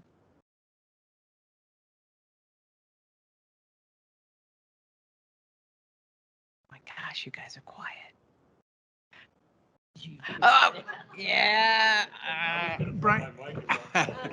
Brian used the word public works project. And Say again? Oh. You used the word, I think, public works as part description of the project. Well, I think of it more as a government enterprise, a public work like the large bridge projects and things of the last century, right? Right, yeah. right. I think that's probably a good description. Being that I've been here and I saw the site was together once, then divided apart into the two offices, and then now we find, and it was to address problems. Yeah. Because the problems were real at the time, and they did help. They got that started. But seeing it come back together under one is a good thing, because once this designation of a Publix, it means that it's a dedicated project that we're really going to solve this problem. And it may take us 50 years, 55 if you look at the reports, but it's going to take us a while. And so it needs to have that understanding that this always needs to be funded because it's a public works project. Yeah, and I think part of our responsibility and really the accountability I feel is to keep us investment worthy, right? From a project delivery perspective, high ethical standards. We want to make sure that when people, send tax dollars to the Hanford site, they know those dollars are going to be well spent. They're having an impact. And more broadly, when we think about our role, and which I think is helping people really appreciate the work that's being done, we in many ways serve as the foundation for the economic prosperity of the Tri-Cities and the entire region, right? Because if something untoward happens with the very real materials and hazardous materials we are responsible for managing safely and efficiently, people don't want to buy Washington wines, don't want to buy Washington apples, don't want to move to the Tri-Cities. Folks that live here, they're having family members call from around the country, encouraging them to move. People don't want to go to WSU Tri-Cities. All those things can occur if we don't execute our mission well and have the trust and the confidence of not only the community, but also more broadly, in many ways, the nation. And so we do take that very seriously. I know our contractor partners do as well. And helping our people see that work on the site, the impact they have beyond the paycheck, I think is really important for their personal morale but also very important for retention and recruiting as well. Because I think if people recognize the really positive impact that we have every single day, they each have every single day, no matter what role they have on the site to progress a mission of national prominence in a very important part of our nation. Even on a less than good day, which people sometimes have, they know at their core, they're still doing something important and they can be proud of that. So we really have focused very heavily on trying to get more of that messaging out to our workforce to make sure that they see beyond the daily grind and maybe simply even at times the paycheck. Because, you know, Amazon is out there hiring too, but I don't know if you feed your soul with moving crap around the country faster. I mean, it doesn't do it for me. But I think it's up to us to help people see beyond the work that, you know, we were having that positive impact. Because, you know, the people that do the work out at Hanford, it's a talented group of people doing really remarkable things. And, you know, and you can have a whole career working at Hanford and do different things every 5 years and have a very rich experience. And so we're hopeful that we can capitalize on that a little bit more and get people to help us recruit for the next generation of the workforce. All right. Tom, Dan, and Jeff. Tom. Thanks for presenting, and all three agencies. I really appreciate the discussion. I hear the desire to focus on affordable and achievable, and that's admirable. But I think that there's an implication. I think that you're implying this third leg, which is effective, and I feel like that third piece of it has to be affordable, achievable, and effective at fulfilling the mission. That sometimes gets left behind when we speak in generalities, and I think it's implied and achievable, but I just want to make sure that that is also of import to you. Yeah, that's a good point. I will tell you, there also has to be recognition, and there hasn't always been, that there is fiscal realities we deal with, right? And when I talk about risk reduction per dollar, that's the part that I'm really talking about as well, because sometimes, you know, I uniquely have an obligation, and the department does as well, for the health and safety of our workforce and the health and safety of the community. And so when we talk about affordability and achievability, there are times when I have to take incremental steps to reduce risk so that I can manage the site and not be managed by the site.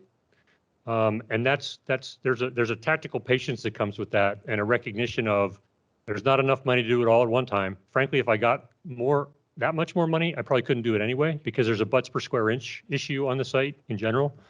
And so we've got to really think through, when we think about that risk reduction structure, sometimes those that focus just on the environment want to go right to the final solution in one step. I can't always afford that. And it's not always prudent, and it's not always safe. And so that piece of it has to be better understood, and we have to do a better job of talking about that. But I think that's an aspect when we talk about that effectiveness, that we have to really think about it a little bit more broadly from a risk management perspective, focused on really the health and safety of the workforce in the community. Dan Solitz online. Yes, thank you. Talking about the future and the community, I'm glad to be hearing that. I listened to the National Academy's Radiation Study Board yesterday, and they had a session on the future of the workforce, which was very interesting, and I think worth a listen. It's probably been recorded.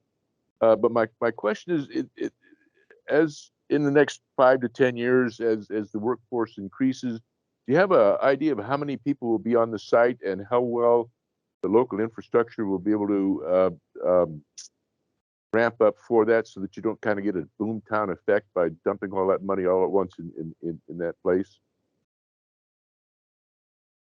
Yeah, thanks for the question. I don't know that there's going to be a boomtown approach.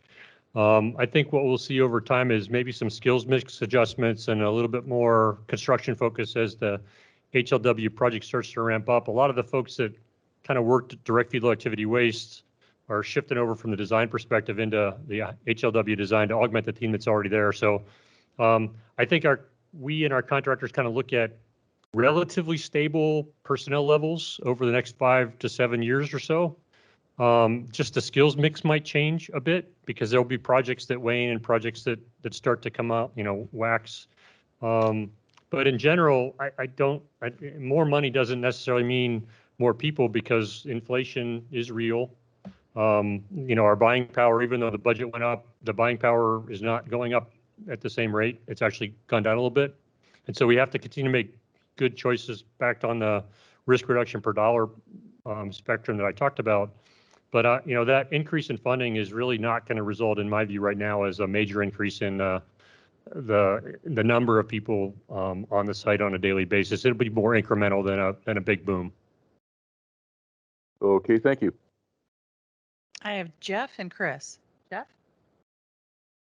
Hi, Brian. You mentioned that you were going to be back in Washington, D.C. in June, and I was wondering if your friends from Oregon could help facilitate some meetings with our congressional delegation. Carrie will raise her hand and say, talk to me. Yeah, we always appreciate the opportunity for assistance. I think generally when we ask for visits, we generally get pretty good support because there's interest in what we do. But yeah, I appreciate the offer. Yeah, we'll certainly take you up on that. Chris? Brian, right now, the WTP from now in the past up through hot commissioning is sort of project oriented. The team has a goal, the workers have a goal, and when they meet that goal, it's done. And that requires a certain type of management, project management, and a certain type of employee. But when you start operations, it's just going to be the same thing day in and day out for 40 years. 21 metric tons a day, 24 metric tons a day, tomorrow, Saturday, 2 years from now. That requires a different kind of mindset, a different kind of management too. Are you beginning, or have you begun the effort to kind of instruct or inculcate your managers, the workforce, about this shift in mindset that's going to have to be, or recruiting a different kind of people, preparing the site for day in and day out operations for 40 years? Yeah, certainly. We actually started in earnest. We had some initial discussions in 2018 to talk about what the site would start to look like as we approached operations. And in 2019, I had a little bit more control over the other part of the site. And so we started to raise that awareness. And I think we've come quite a long way already. I go back to the wind event on the site.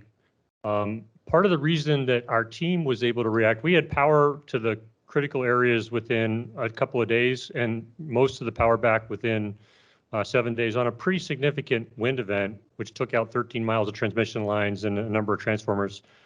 We were able to react so quickly because HMIS had already started to spare differently than they had during the previous 25 years with that transition in operations tempo in mind. And so, we're starting to look at how we do business in every front. And I think in May, later in May, we're having another 24/7, 365 summit between the department and our contractors to continue to talk more and more about this transition we're making together into that site operational model.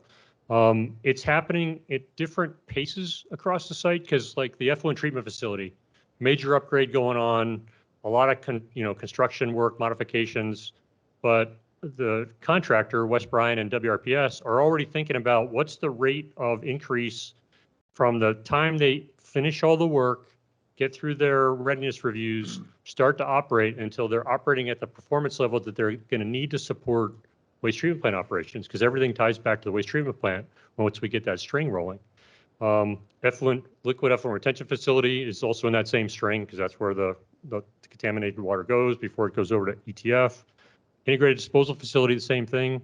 And so it's really the governance model that we put in place in 2020 in January, which we were able to exercise during the pandemic, is the way that we created sort of a one Hanford or enterprise approach to business in the face of a new challenge. But the habits and the pace we were able to operate there all directionally aiming at that point in time when we'll make the transition. Now, Bechtel builds and turns over plants all over the world. So we're leveraging that experience from Bechtel and Amentum as we prepare for the transition. But the waste treatment plant team has been operating 24/7, 365 since February of 19, I think, or 20, when the control room was manned full time. And so that team has already come quite a long way along that spectrum as well. And so you're right, it's a long-term cultural change. We recognize that as a leadership in 2018, started to accelerate it in 2019, we're able to exercise some aspects of it during the pandemic. And then as the waste treatment plant operations have continued to increase, we're seeing that happen at the waste treatment plant, and we're sharing those lessons to the other contractors as well. Because, you think about things that we used to not think about.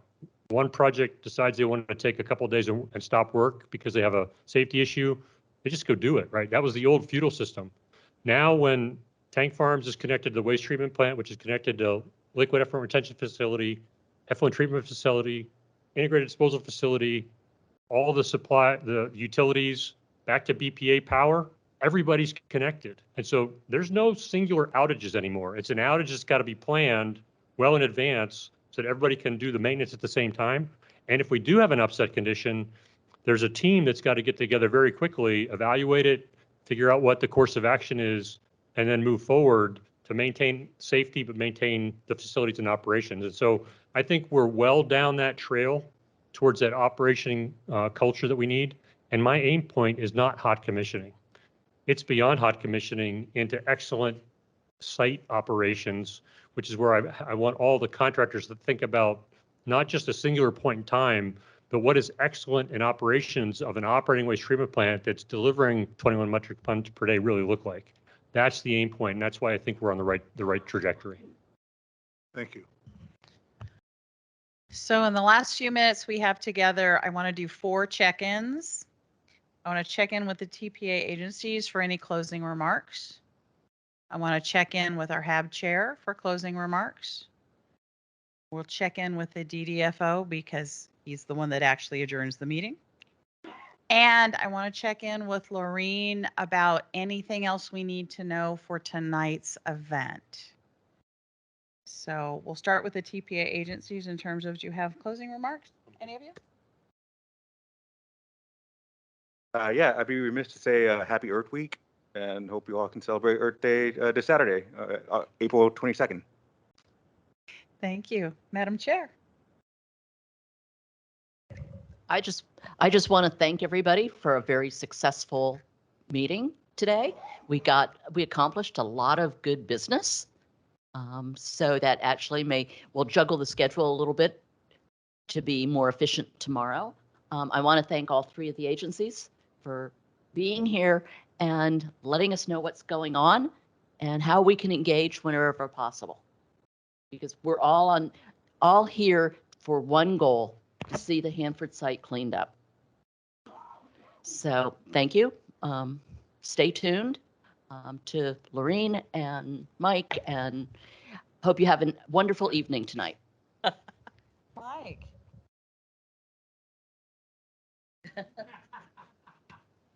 All right. Laureen, is there anything else people need to know about tonight? Our van will be pulling up outside for those that want to jump up and ride on down to the cultural center. And so we plan to leave according to the agenda. We're going to try to keep on track, and if it goes by the wayside, then it was meant to be. All right. Well, we bought you a couple of extra minutes. Dan?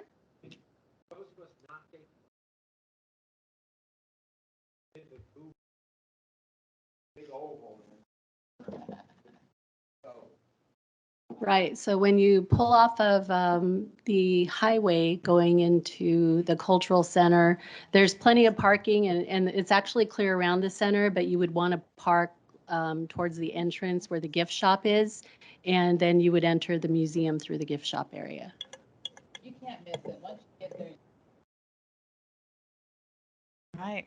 9 o'clock start in the morning. Thank you.